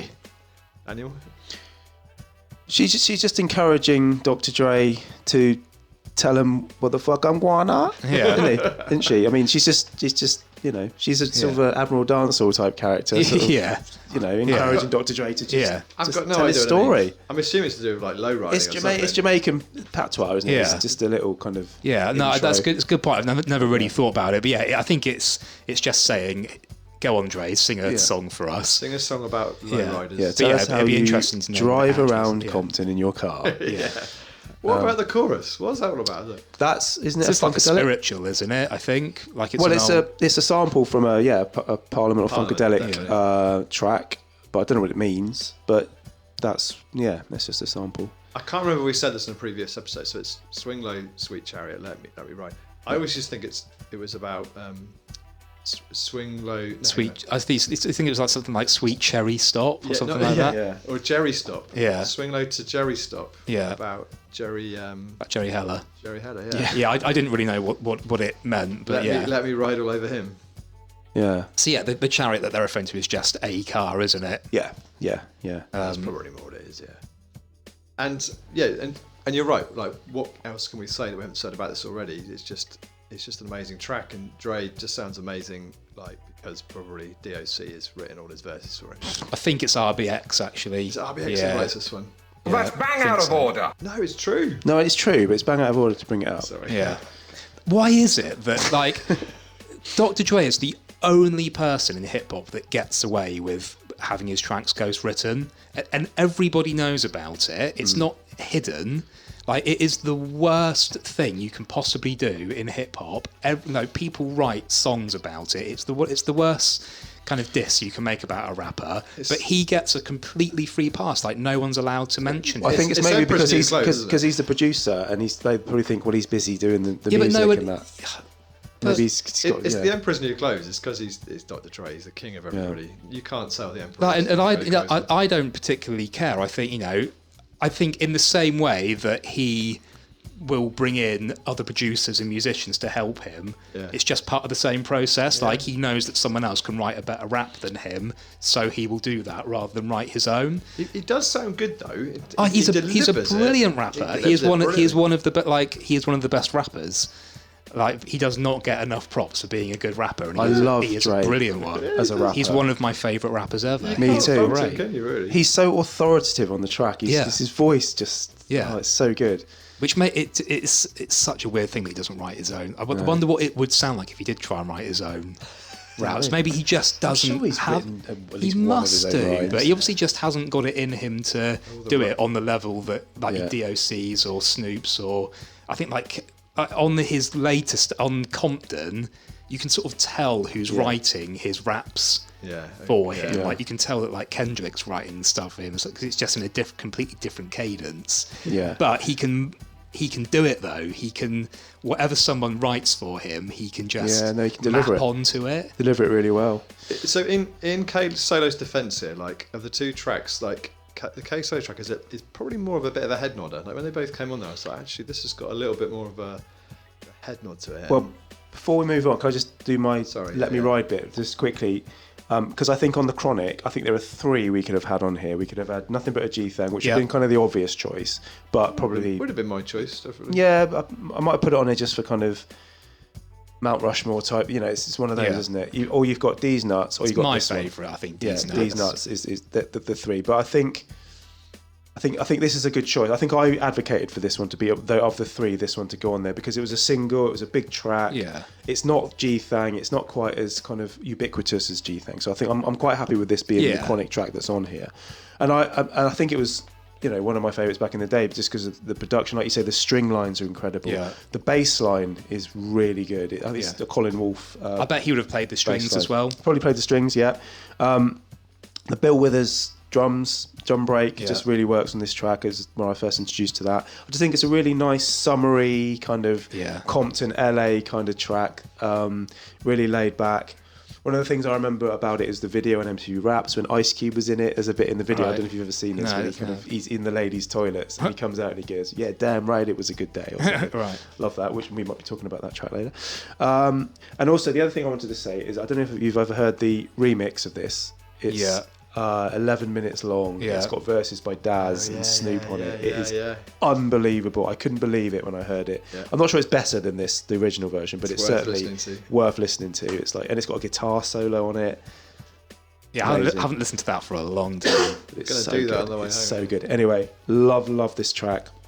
So sorry, Steve. Do you want to go back talk about The Baby Doesn't Look Like Me? Well, it just obviously it's impossible to beat Dr. Dre, no, right, but this is a good head nodder, and I was interested to see which track came up first because I was definitely going to repeat something we said before, is that K Solo and Eric Sermon are a match made in heaven, and I just wish that they were in a group together rather than with PMD Parrish Smith.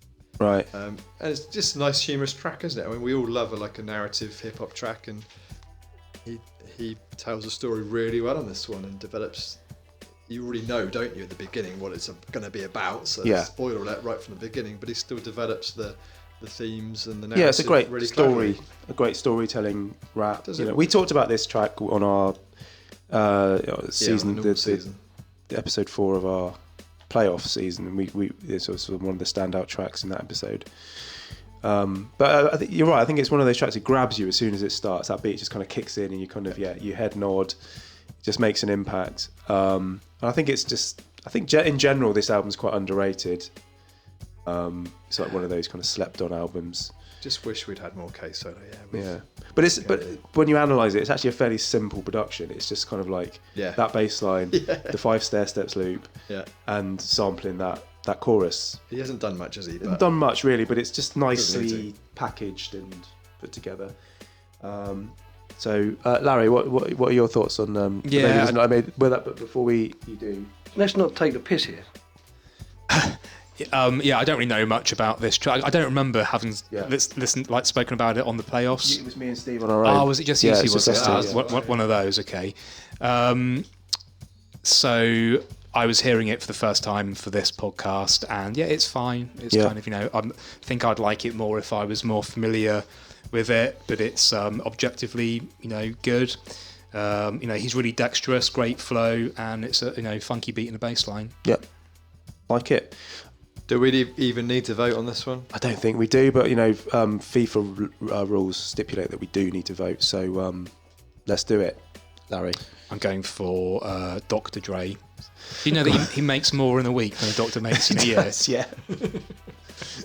Stephen? That's sickening. Yeah, Dr Dre. Yep, it's Dr Dre for me too. So that's another 3-0 whitewash. There's a lot of big kind of David v Goliath draws coming up here, aren't there? Kind of sort of whitewash 3-0s. Yeah. But yeah, Dr Dre's through to our 92 playlist. Right, next match. Let's go. Let's draw the balls. Okay, can you ask him to step away now? I'm getting very uncomfortable. Well, yeah, I can do. Hold on a minute. I've kept really quiet, but I'll tell you something. He went down in my estimation when he said that. Well, that'll sort him out. Kevin Keegan steps in. I feel a lot better now. Track 22. Which is The Pharcyde, Passing Me By. And number 7. EPMD's Headbanger. Colossal tie, this one. Okay, Here we go. This is a biggie. Let's hear what they sound like.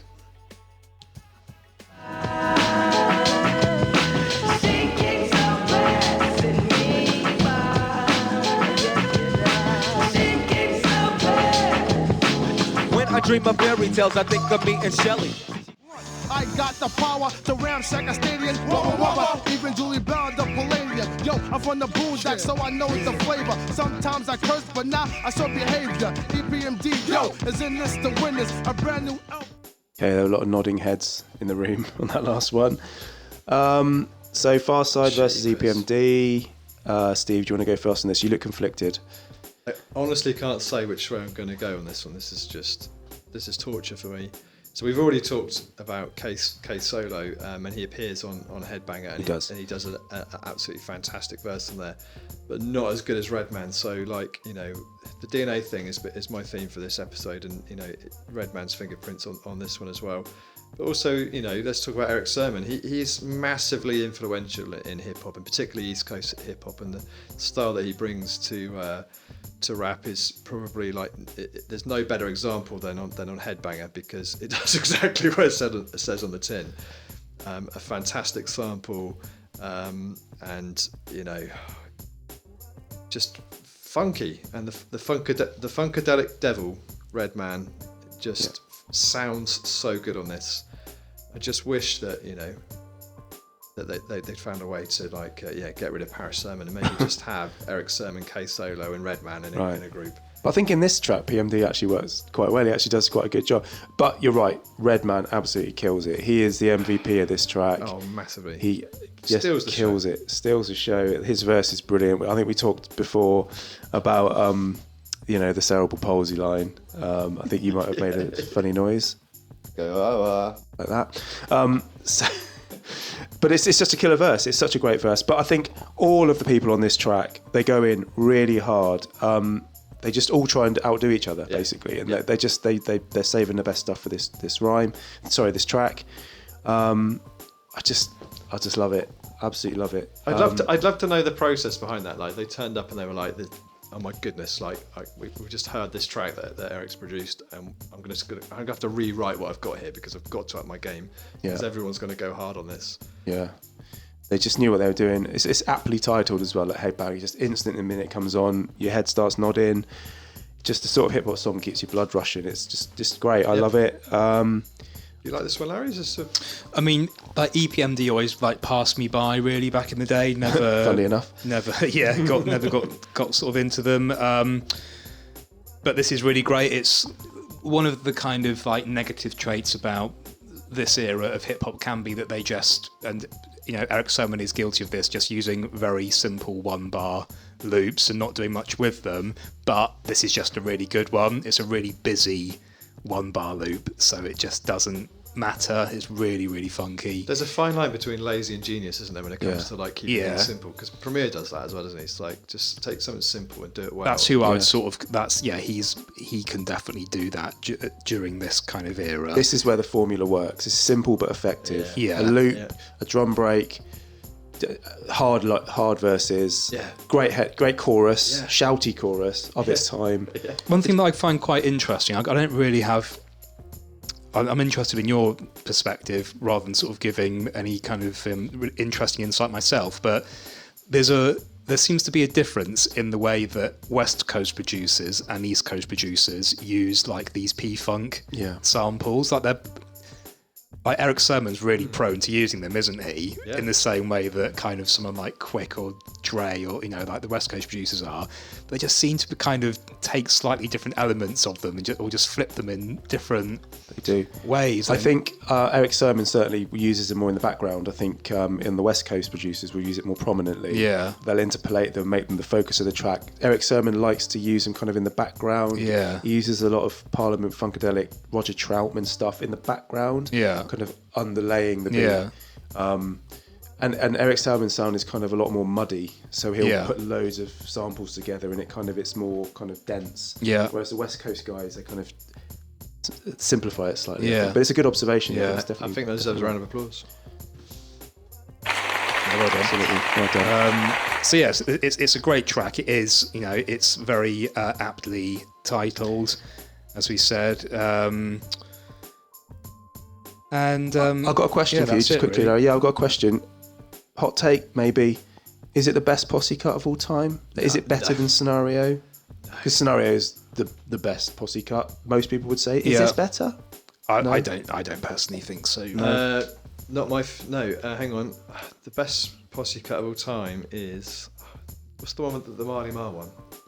The Symphony. Symphony. Yeah. That's the best one. There's some incredible rhyming in there. I don't think. And also, it's one of the. I don't know if it's the first, but it's one of definitely the formative posse cuts.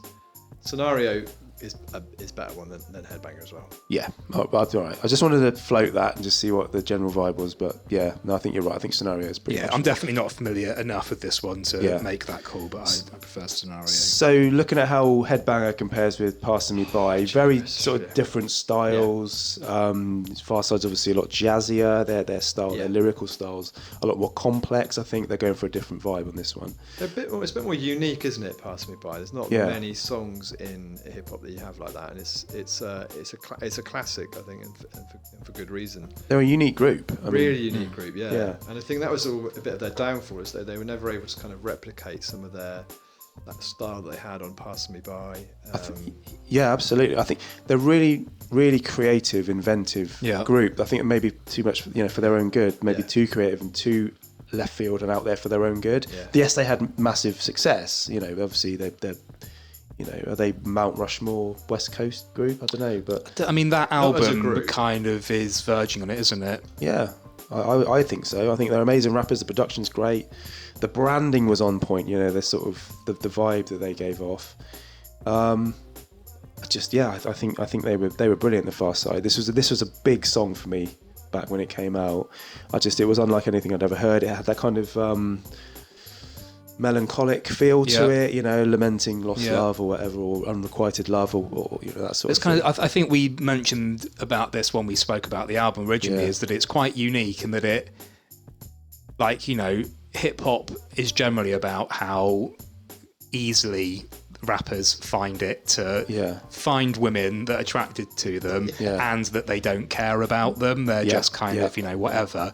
Whereas this is more about it is unrequited love and not being able to get someone not knowing who you are. This is way more being a bit more being sort of pathetic, like a loser basically. Which is just not something you hear. You don't hear rappers being vulnerable. They showed an unusual amount of vulnerability in this track. They really did. I think that's what kind of maybe touched and spoke to a lot of people. Yeah, and maybe but I'd say it's a track like Let Me Ride that I struggled really to find much to say about it because it's so ubiquitous and well known. I think it's just technically objectively speaking, it's kind of verging on like perfection, really. Yeah, but you can't criticise it in any way. Really. No, only that, you know, again, it's one of these tracks where like I don't really feel much of a need to listen to it now because of over familiarity. Yeah. Can I? But that's not its fault. No, this might segue really nicely into the vote. I was just thinking to myself, like, how am I going to decide here? And I was thinking, actually, the track that I would go and put on would be Headbanger. Like, Passing Me By isn't a track that I feel like I need to go back to regularly listen to. But I listen to it, I really appreciate it for its uniqueness and its groundedness. But so if you want to go to a vote, I'm going to go for Headbanger for that reason. So that's one for Headbanger. I'm like, on paper, you'd look at the two tracks and you'd think I would gravitate towards Passing Me By more because it's kind of more in line with my musical sensibilities. But Headbanger is actually top of my ranking. It's my favourite track from '92. Wow, 100%. No way! I know that's unreal. It's better than, I like it better than Redman, Dre, Pharcyde, Troy. I don't understand it, but it's the one when it comes on, I'm like, I just gets me going. I just instantly love it. So it's got a really dirty bass line to it, hasn't it? Yeah. I just love it. So I'm voting for EPMD.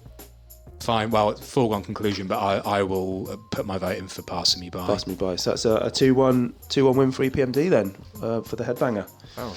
I didn't see that coming. I thought, I thought maybe I might have a bit of a. I thought it'd be a 3-0, to be honest, for Passing Me By. Wow. Yeah. And I thought you wouldn't have chosen Headbanger. I didn't. I wasn't sure, but it's a shock. Yeah, but anyway, EPMD get a spot on the team. Let's get on with the next match then, Steve. Okay, 4 left in the pot. 17. 17 is Paris, The Days of Old. And number 2. That's Das EFX, They Want EFX. That's Paris versus Das EFX. Let's have a listen to both of those. It's a unity thing, much love for my people here. But what good is love if the people don't really care? The triggers the code at the OK corral, but it ain't okay when my people live foul. Another sad case. Gonna snuffle up against and smoke the boogaloo split. I got the nooks, the cranny, the nitty gritty 40 also all aboard. Cast away, hey, where's my boogaloo? Ooh, I'm steaming, agony. Why is everybody always picking on me? They call me putting in pain. Okay, Paris versus Das EFX, two diametrically opposed artists and tracks. These, but two tracks I used to listen to endlessly back in 1992 for very different reasons. You mean opposed in what way? Like diametrically opposed. One is quite like political, and the other is just one's like political. daft. Well, the art. I mean, Paris as an artist, he's very political, very opinionated. You know, whereas Das EFX, they're all quite light-hearted and about the style and the diggity. So they are quite different artists, but I used to play both of these a lot. Larry, what are your thoughts on both of these? I mean, I love Gorilla Funk by Paris, but I didn't like this album's a bit too early for me. Yeah. I never really revisited it, but listening to this makes me think that I probably should. Unless this is a standout. It's a standout on the album. There's a lot of rubbish on the album, right. I have to say, but there are a couple of good ones. But yeah, this is not representative of the album, I think. Yeah. This probably why I gravitated towards it. Yeah, I mean, I think it's mainly the music, isn't it? Yeah. And it's obviously the same track that was sampled for I'm Curious. Yeah. Who is it like Dexter Wanzer? No, it's like the Blackbirds, Mysterious Vibes. Okay. Of course, yeah. Which is it's one of the best samples ever, I think. Yeah, I think so. And I don't know who sort of did it better. I'm thinking maybe this one. It's just a bit it's got harder drums. It also, I'm guessing it's sort of pitch. Does it pitch shift it down for the kind of? It changes it, doesn't it? It pitches it down. I like that. Yeah. Yeah. They actually put a bit of effort in and did something with it. So it's great. Like Paris just is a great. He's a great vocal presence on any track, really. He sounds really good on this. Yeah. But I don't really know it too well, but it's a good track. I agree. I think this is the better use of that sample. Yeah. I think it really fits the kind of sentimental, nostalgic vibe he's going for. It really works with the theme of the song. It's one of those kind of standard reminiscing back in the day type tracks that you tend to get around this era of hip hop. But yeah, the album, like it's the album that Bushkiller. I don't know if you know about the Bushkiller controversy. I'm aware of it. Yeah, it's Sleeping with the Enemy. It's the album that was from. It's very kind of hard and militant. He's a militant man. Oh, he's a controversial. Like he did an album called Sonic Jihad, didn't he? As well. Yeah, he's like poking the bear, isn't he, constantly. But this was a kind of a more of a, a more kind of softer track that he did, and it was one of the singles, and it, I remember the video on MTV. Just loved it. Steve, what are your thoughts on this one then, on the Paris track? Well, similar to what you were saying, really. It's like the Paris album is not really a great album. This is one of the only track that I like on it. But it feels like liking this track has a bit more credibility than Das FX. But actually, I really like the Das FX track. And again, I love that. It's definitely easier to listen to like one of their tracks in isolation. So part of a compilation of 92 tracks, it's like, yeah, great. This is really, I don't know, happy to listen to this. But you can't handle a lot more of Das FX because that kind of like Iggy style just gets like on your nerves, really. But I don't know. It's like the DNA of rap. People being a bit more creative in this year. Nobody really followed their style afterwards, did they? They were in isolation, really, in what they did. This year must be peak Eric Sermon. I think it is. It really is. Yeah. Eric Sermon didn't produce this. Oh, did he not? They're executive producers of Das FX. Right. But and I read some in the research. I saw that a lot of people think that Eric Sermon actually produced this album, but they didn't. They were. Is it self-produced then? No, I can't remember who it was, but they did it with some other guys. But they were involved in the production. Right. Okay. But yeah, Eric Sermon's. 92 was a big year for EPMD. Eric Sermon. They were at their peak in this year, and as you can see, he's featured in a lot of these tracks. So Das FX. And my thoughts on it are. When they first came out, they were unlike anything I'd ever heard. I thought they were really clever. I loved them when they first came out. I hadn't ever heard any rapping style like that before. They obviously spawned many imitators, but nobody quite did it like they did, and it shouldn't detract from how inventive and original they were when they came out. Yeah, but none of those innovations caught on, did they? It wasn't something that spawned another. Well, they kind of did catch on because there was lots of people did it around the time, like that diggity kind of intricate. Oh yeah, but what I mean, it didn't kind of then spawn like a subgenre of rap that carried on for any amount of time.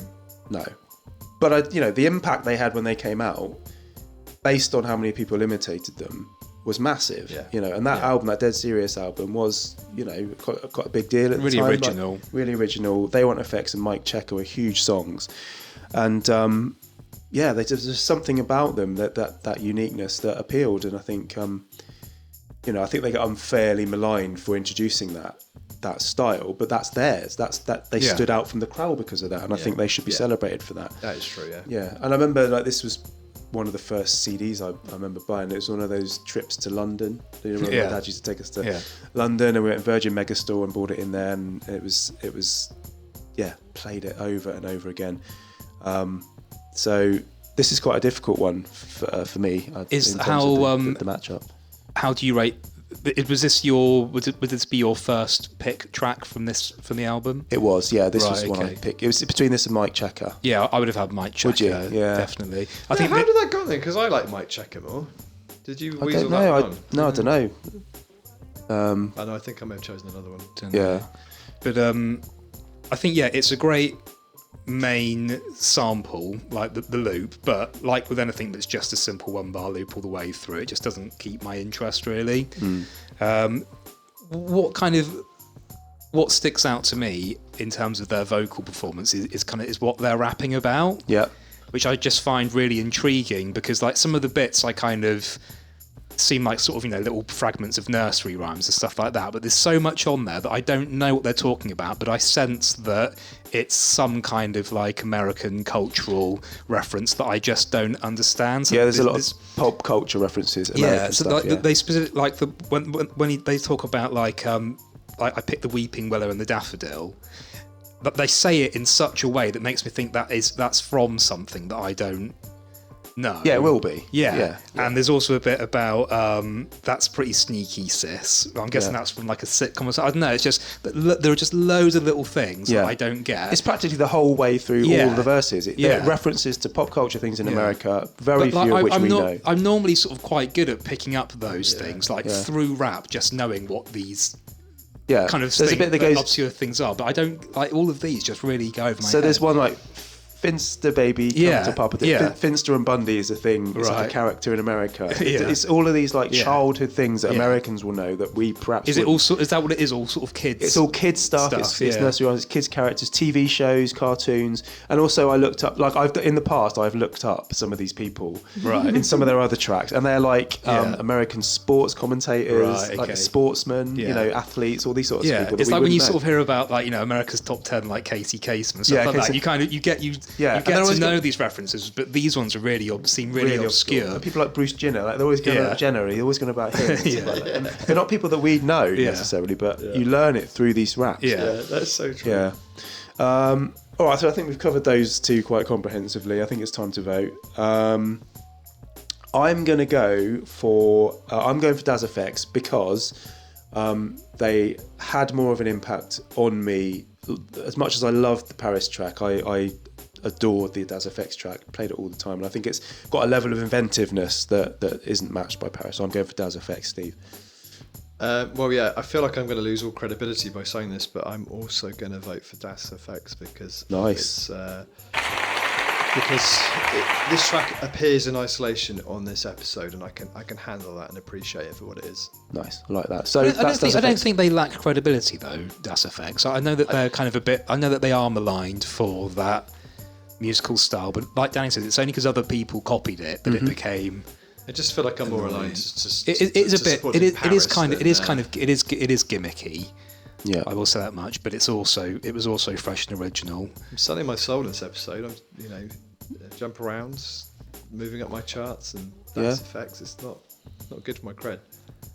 But I think I would have gone for the Paris track out of these two, just more up my street. Right. Okay. Fair enough. So I mean that's a consolation goal there for Paris. But Das EFX takes it and gets through to our playlist. Okay. So on to the next match. Steve, will you do the honours and pick the next track? Yep. So I'm slightly worried here because obviously at the beginning I said there's a lot of like DNA running through this episode, and we still have Gang Starr and Diamond D in the bowl, and if they come out against each other, I'm going to be really disappointed. So okay, I'll see if I can do the business first and get all the other tracks out. Okay, please. Number 3. Number 3 is Diamond. Sally got a one-track mind. Larry, don't put out Gang Starr. Do not put out Gang Starr. Now, you've done here a 9 or a 6, and you've done the little the lines line. at the bottom of the number. Bottom, is it right? Yeah. So 9. So 9 is Gang Starr. No, shut BYS. It is. I want to see. Yeah. What was it? Number 3? Number 9. Number 9. Joking. So it's Diamond versus Gang Starr. So a big one for you, Steve. 2 of your favourites. If you're getting dough and you want to get with her, yeah, you can hit her. Sally's 19 and nothing has changed. On the prowl, her lifestyle's foul. I see her at the club, sipping on a drink, playing herself and her girlfriends and me. Never the front to bluff. I got the fresh cut balls. Brothers call me Guru the man. Yes, the one with all the J-A-Z-Z, Y-type essence, street type lessons, manifesting. The one who makes the fly ladies feel. That's gutted. Let's give us your initial reaction to this one. These are two like artists group. Well, obviously Gang Starr's a group that I've been trying to get onto previous seasons, and you two like should be held accountable to the hip hop police for them not getting there, because they are massive really in the formative years of hip hop, and in particular because obviously Gang Starr, you both love Premier, and you both like don't really rate Guru very much. But the thing is, I've got all of their out. I've got everything. Step in the Arena, Daily Operation, Hard to Earn. The hip hop police are at the door now, gonna come and arrest you for like, I don't know. Well, that's bang out of order. Yeah. Anyway. Yeah. Well, one of them's got to get into the team, and I don't know what to say really. So Sally's got a one track mind. So like when I was getting right deeply into hip hop, like probably like it more like the late 90s. This was an album that I bought that I obviously didn't know back in the day. Yeah. And when I listened to it, it just blew my mind away. It's like I can just hear and feel like how this did influence hip hop with the production, and a lot of the tracks are quite heavily sampled. Like, and the rapping isn't like fantastic, but there's a lot of really good samples that have been taken by the other artists because it's iconic. And Sally's Got One Track Mind is definitely one of those tracks. So I think it's slept on. I think it's like I said, it's highly influential and everybody should listen to it. I think Diamond D sounds good on here. He's not like obviously the best rapper, but his voice sounds good. Bass line on here is fantastic, and the pipes in the background, I just think they just sound so like melodic. It's one of those. I know I talk a lot about earworms, but it's definitely one of those. But he just layers the whole track so well, and I kind of like tentative to kind of say this, but it has an interesting narrative, but within the realm of like a typical kind of hip hop track and what they kind of like normally rap about. It keeps you interested. So that's my take on Diamond D. Yeah. I mean, what you just said there about it being a decent story, I think it's the actual subject matter of the track is pretty good. It's a cautionary tale to all the ladies out there, and the fellas. But like my thoughts on a Diamond are very much like Lord Finesse, in that the early stuff. This album wasn't one I ever owned. And never got into it in a big way, and was never a massive fan of Diamond's own productions or him as an artist. But later on, much like Lord Finesse, they matured their production style, and he's became one of my favourite producers for other people. But this was an album that kind of went slightly under my radar. That said, this track is really, really good. For me, it's the best track on the album, primarily because of the musical production. That sample, finding that must have been just like finding gold. It was like the bass line is amazing. Really, really great use of sort of low pass filters to kind of isolate it out. And married up with the skull snaps break, and the flutes that drift in and out. I looked it up, the sample source is like a Tower of Power track, which is really lovely. But what he does with it is he turns it into a really kind of nice, energetic, atmospheric hip hop track, for me, that I really, really do quite like. So this one gets a thumbs up from me. Whether or not it's better than the other track, we shall see. But Larry, what do you think of the Diamond track? I don't think I had ever heard it until today. Really? Yeah. It's quite like it's quite an iconic. Yeah, I've heard of it. We did it in our Best of the Rest episode. Did we? One. Yeah. But that was a long time ago. Goes to show what impact it's had on me. But it's fine. It's kind of objectively good. Yeah. I think this is an album that is worth listening to. I think if people are listening to this episode and they haven't heard of the album, it's definitely worth seeking out. And it's some nice stuff. It has its place, I think, in developing. Yeah, I can see the appeal in it, but it's kind of quite standard fare, really. Yeah. What about Gangstar then? Yeah, we're comparing and contrasting with Gangstar then. I personally liked the Daily Operation album. I had it, and I did used to listen to it a lot. There is no way on earth I would have picked this track off it. This was a horse traded track, definitely. This I is think my favourite track. This is one of your favourites on the album. No, it's not one of my favourites. Oh, it's not? No. I think this was we had to agree on this one. Right. Yeah. Well, I think it's, I don't really have much to say about it, except other than like it was never one of my favourites from the album.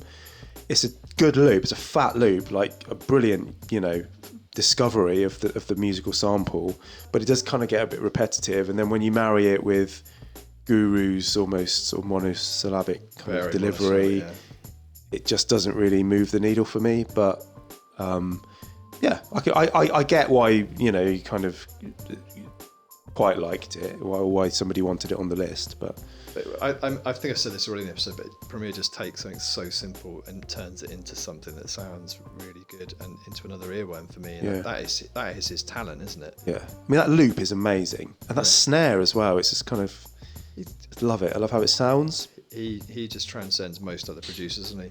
Yeah. it's there's some good stuff in that. I'm the Man is the one that I like. Yeah, that's the one I would have picked. Why didn't we put that on there? That'd have been two against. Well, I don't know. I absolutely no idea. I don't think I would have had any input into it. No, I don't know. But funnily enough, I'm the Man features Jerry the Damager, exactly. who is performing tonight in Cornwall, which isn't far from where we are. Which we toyed with the idea of doing a live episode from the concert. Yeah, who wasn't up for that? Because I was. It was you, Steve. Well, that's bang out of order. But so, I mean, should we vote then? Or do you want to give your thoughts on the Gangstar? I know you love Guru as a rapper, so do you want to? I know. Just to keep it brief, this is sort of just everything I don't like about Gangstar or this era of them. What's not to like about Guru though? I don't understand that. I understand his monotone. Yeah, he's just a bit of a mystery to me. Like his voice is like simultaneously really distinctive, but also really boring. I can't quite. I agree with one of those things. I just don't. He's got all the skills. He's got all the requisite things. That I sort of see why other people would like him, but I just find him. Yeah, it's just monosyllabic and dull, with some exceptions. Like he's got some tracks that he's really good on, and then Premier, obviously, just one of the top kind of few best rap producers ever, no doubt about that. But to me, it's all about his later stuff. I think this is just like it's a half bar loop. It's just too repetitive. It's just so too simplistic. Boring. Who would you pair with Premier out of Rakim and Kool G Rap to make a better? I mean, just either, I guess. But I think like G Rap would probably be a better fit. Well, they did Rakim in '97 with. It's been a long time. Oh yeah. And there was another one off that album. Yeah. So, and that is a really really good track. It's been a long time. Yeah. But obviously, Premier has been in another better group than Gangstar, Group Home.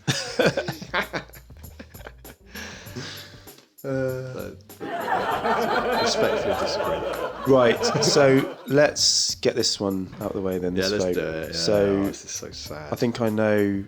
Well, I don't know who Larry's going to vote for. I think he should be the casting vote. So what do you think? Well, I'm going to go for Diamond D because that album has such a place in my heart. I love going back to listen to it. You can't listen to it on Spotify. You have to have the CD, of which I've lost it many times. I had to buy it many times because that's how much I use it. It does pain me not to vote for Gangstar, but I'm going to go Diamond D. For Diamond D. All right, let's go. Well, I know who I'm voting for. Who are you going for?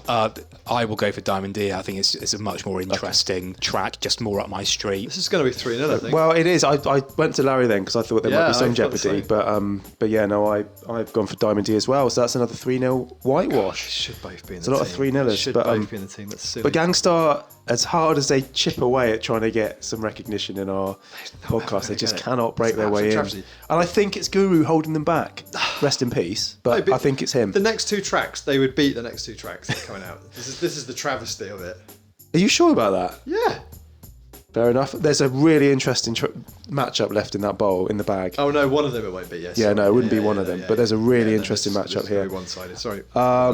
So, well, without further ado, let's get on with the next draw. Steve, this is the final two balls in the bag. Number 12. Number 12 is Ice-T and Ice Cube Trespass up against 11, which is Ice Cube's It Was a Good Day. It's the Ice Cube showdown. Ice Cube versus Ice-T. Gotta get back out. No easy job for some suckers that's out to rob. Crosshair in your dome and your mind's blown. You wanna go home. Ain't that a bitch? Cube dig the dick. Yep. Today was a good day.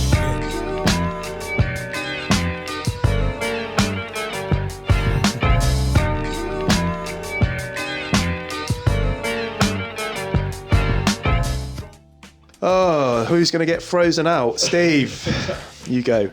Oh, well, It Was a Good Day is in the hip-hop pantheon. No doubt about it. And we've talked a lot about GOAT rappers. Although he isn't my favourite, I have to say he has to be up there just for quality and quantity. And the DJ Pooh production is lazy but brilliant. He doesn't really do much, does he, with that Isley Brothers sample? But the concept of that track is amazing. The video is amazing, and it's at number 23 in my all-time favourite tracks. That's all I need to say about that. Mic drop. Surprising that Ice Cube makes it so high in your. Yeah, I do appreciate him without loving him, and maybe I don't appreciate him enough. Is it because like this is a certain type of Ice Cube track? It's much more laid back. Yeah. Than a lot of his, like most of his old stuff is just a lot more visceral. Yeah. Even on the same album, on the Predator angry. album, this is like an outlier on there. Yeah, I think so. Maybe that's what it is. Yeah, I totally agree. This is iconic. It's a monster hit. Possibly the greatest concept hip hop track of all time. Like the concept is sort of really, really good. And I think this came at a time when Ice Cube was his absolute peak.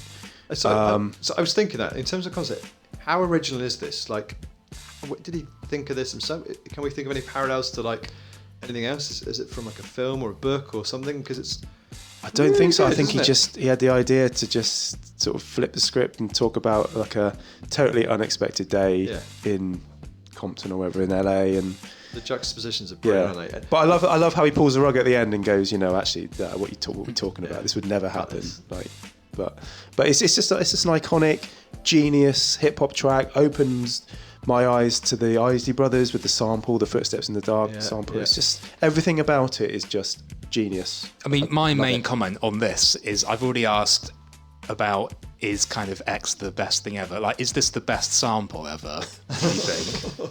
It might well be like the marriage of subject matter and sample and just the fine. It's just so wistful. It's wistful. It's laid back. It's jazzy. Like, it's obviously like the Isley's track is obviously just absolutely incredible, but like coming across it to sample, just having the idea to sample that is just incredible, isn't it? It's brilliant. Like you said, Steve, you don't need to do much. You don't need to do anything with it, but it's just so great. Yeah, it fits so well. It does fit so well. No, I think you might be right. One of the best samples ever.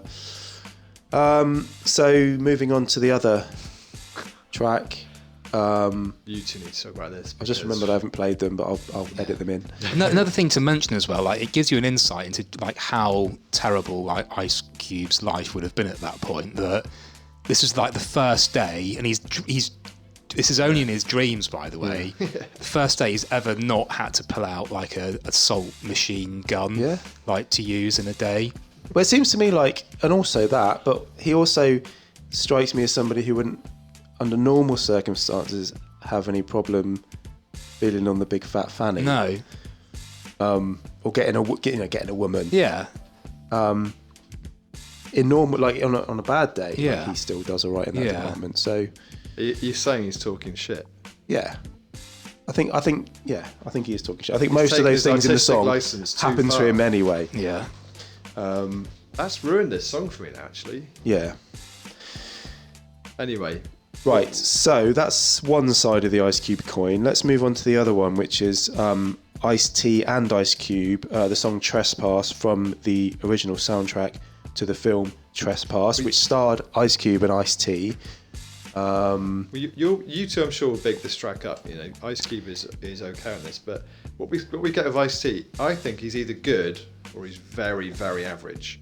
On this track, he is very, very average. I mean, to the point where there's so many gaps between his rhymes. It's like you haven't even thought about how many syllables you should be rapping about. He just leaves gaps. This is Ice-T you're talking about. Ice-T, yeah. Can I just, we've actually got Ice-T on the line for his immediate reaction. Hang on.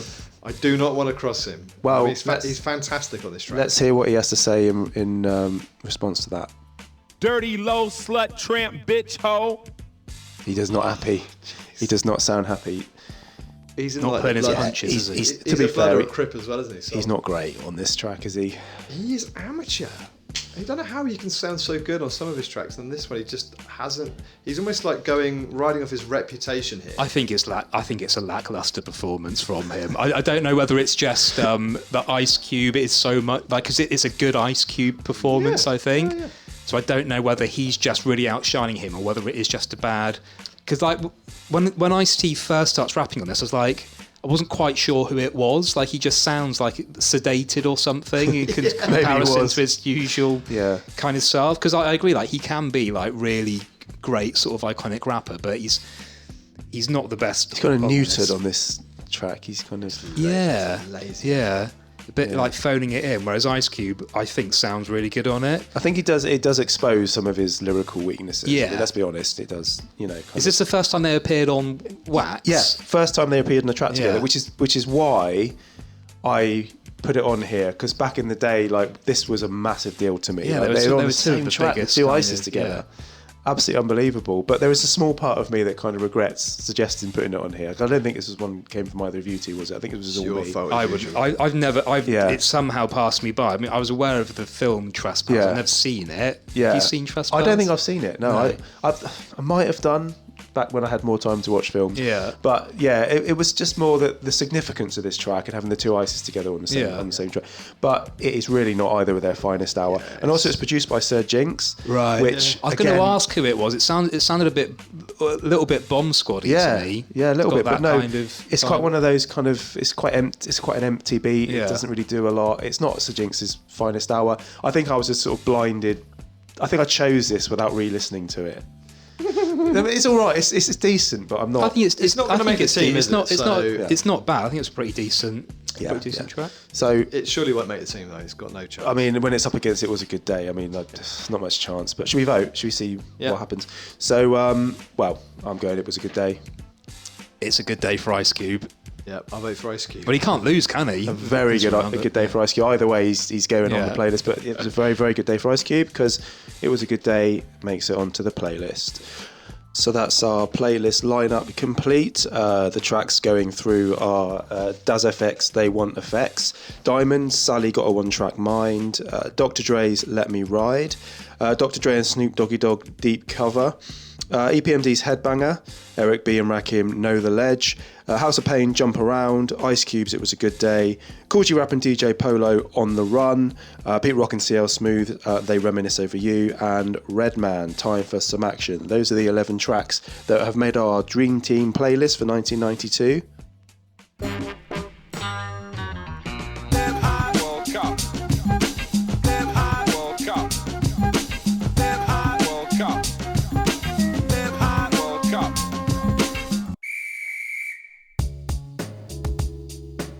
So chaps, let's start thinking about some of the other songs that didn't quite make the cut, the ones left on the bench, team names, managers and star players. Steve, do you want to go first? Yeah, so I a couple of ideas for like team names, and this the first one was really my like way of getting back at you two. So I've said all the way through this episode, it's all about like hip hop DNA, particularly getting in like the Steve rappers and the Steve groups. So I've taken the Diamond D track and I've just changed it. So it's my team name is Danny and Larry Got a One Track Mind, which you basically have. We have in every episode. My other idea was It Was a Good Day in brackets for football. Yeah, and hip hop. Oh, hip hop. Yeah, that's it. I like that. Team names. Larry, did you come up with any team names? I forgot to do that. Right, I've got 5 absolute bangers for you. Okay. Here we go. You're going to like these. AG Milan. Yeah. Because of the rapper AG. Yep. Wait, what? He's not in this episode. He is. Is he? Yeah, you're the song that you selected. Soul Clap. Oh, yeah. Right, we've got AG Milan. We've got. Yeah, here we go. Ready for this one? Yeah. Daz EFX to City. Oh, yes. Thought you like that one. We've got Paris Saint-Germain. Yeah. We've got, not as good, Quicks Park Rangers. Yeah. And the last one, Rushton and Diamond D. These are all very good. The only one I could come up with as we were reading through those is Just Like Compton FC, but that's rubbish. Okay. So we got, and which one's your favourite? Because I'm going to have to pick one. Das EFX. Yeah, that was really lovely good. Stuff. Okay, so that's the team name, Das EFX is a city. Now, who are we thinking for the manager? We've got, I'm just going to put this forward. Dr. Dre's got 2 tracks on the list. Eric Sermon's got 3 tracks on the list. And well, that might be wrong, but I think he's got at least 2. So that either of those 2, or we could have Sir Alex Ferguson because of the class of 92. Well, I think we should really, with respect to him, have Rakim, because he is like, I don't think anyone on that team could argue if he was the manager. No. You could say Cool G Rap as well, maybe. But I think he would probably have everybody's respect, maybe in the same way as Alex Ferguson. Yeah. But I'm also happy with any of those managers. Is there an established football manager called Troy something? Because he could be. Troy Deeney's the only one I can think of. I think he might have managed Troy Deeney from Watford. But I don't know. Well, we'll decide that later. But there's some good ideas there. Star player, favourite track off the whole lot. Mine's Headbanger. What are you going for? What, Troy, isn't it? How can you not have Troy? Troy? Yeah, it's got to be Troy. Well, Troy's your star striker. Yeah. And were there any tracks in particular that you think are on the bench that you would have liked to have seen on there, didn't quite make it? Steve? Oh, I didn't think of that. Oh, never mind. Larry? I didn't think of that either. I'd have to go back through our notes. Well, in that case, I've got two. See what you think of these. Positive K, I Got a Man. That's from 92. Yeah. Love that track. Yeah. I'm really sad that's not on there. And the other one is Arrested Development's Tennessee, which technically maybe not a hip hop track. I think just looking at it, there's enough dross on this, on the first 22, that I would have insisted on something going in there if there was something that I wanted. So that's our 1992 Dream Team complete. Quite a lineup. Don't forget that we'll put that playlist on Spotify for you to enjoy. So please check that out. The link's in the description. Also, don't forget to let us know what you think of our 1992 Dream Team on X and Instagram at Hip-Hop World Cup. Please give us a follow on there. Also, please subscribe and leave us nice reviews on Apple Podcasts, Spotify, or wherever you get your podcasts. We also have a YouTube channel, so please check that out. It's audio only, but some people like listening to podcasts on there, so please subscribe to us. That's it. So until the next episode, peace. Aye, good looking boy. Sway. Come on, y'all, get live, get down. Hip hop World Cup. In your town. Come on, y'all, get live, get down. Hip hop World Cup. In your town.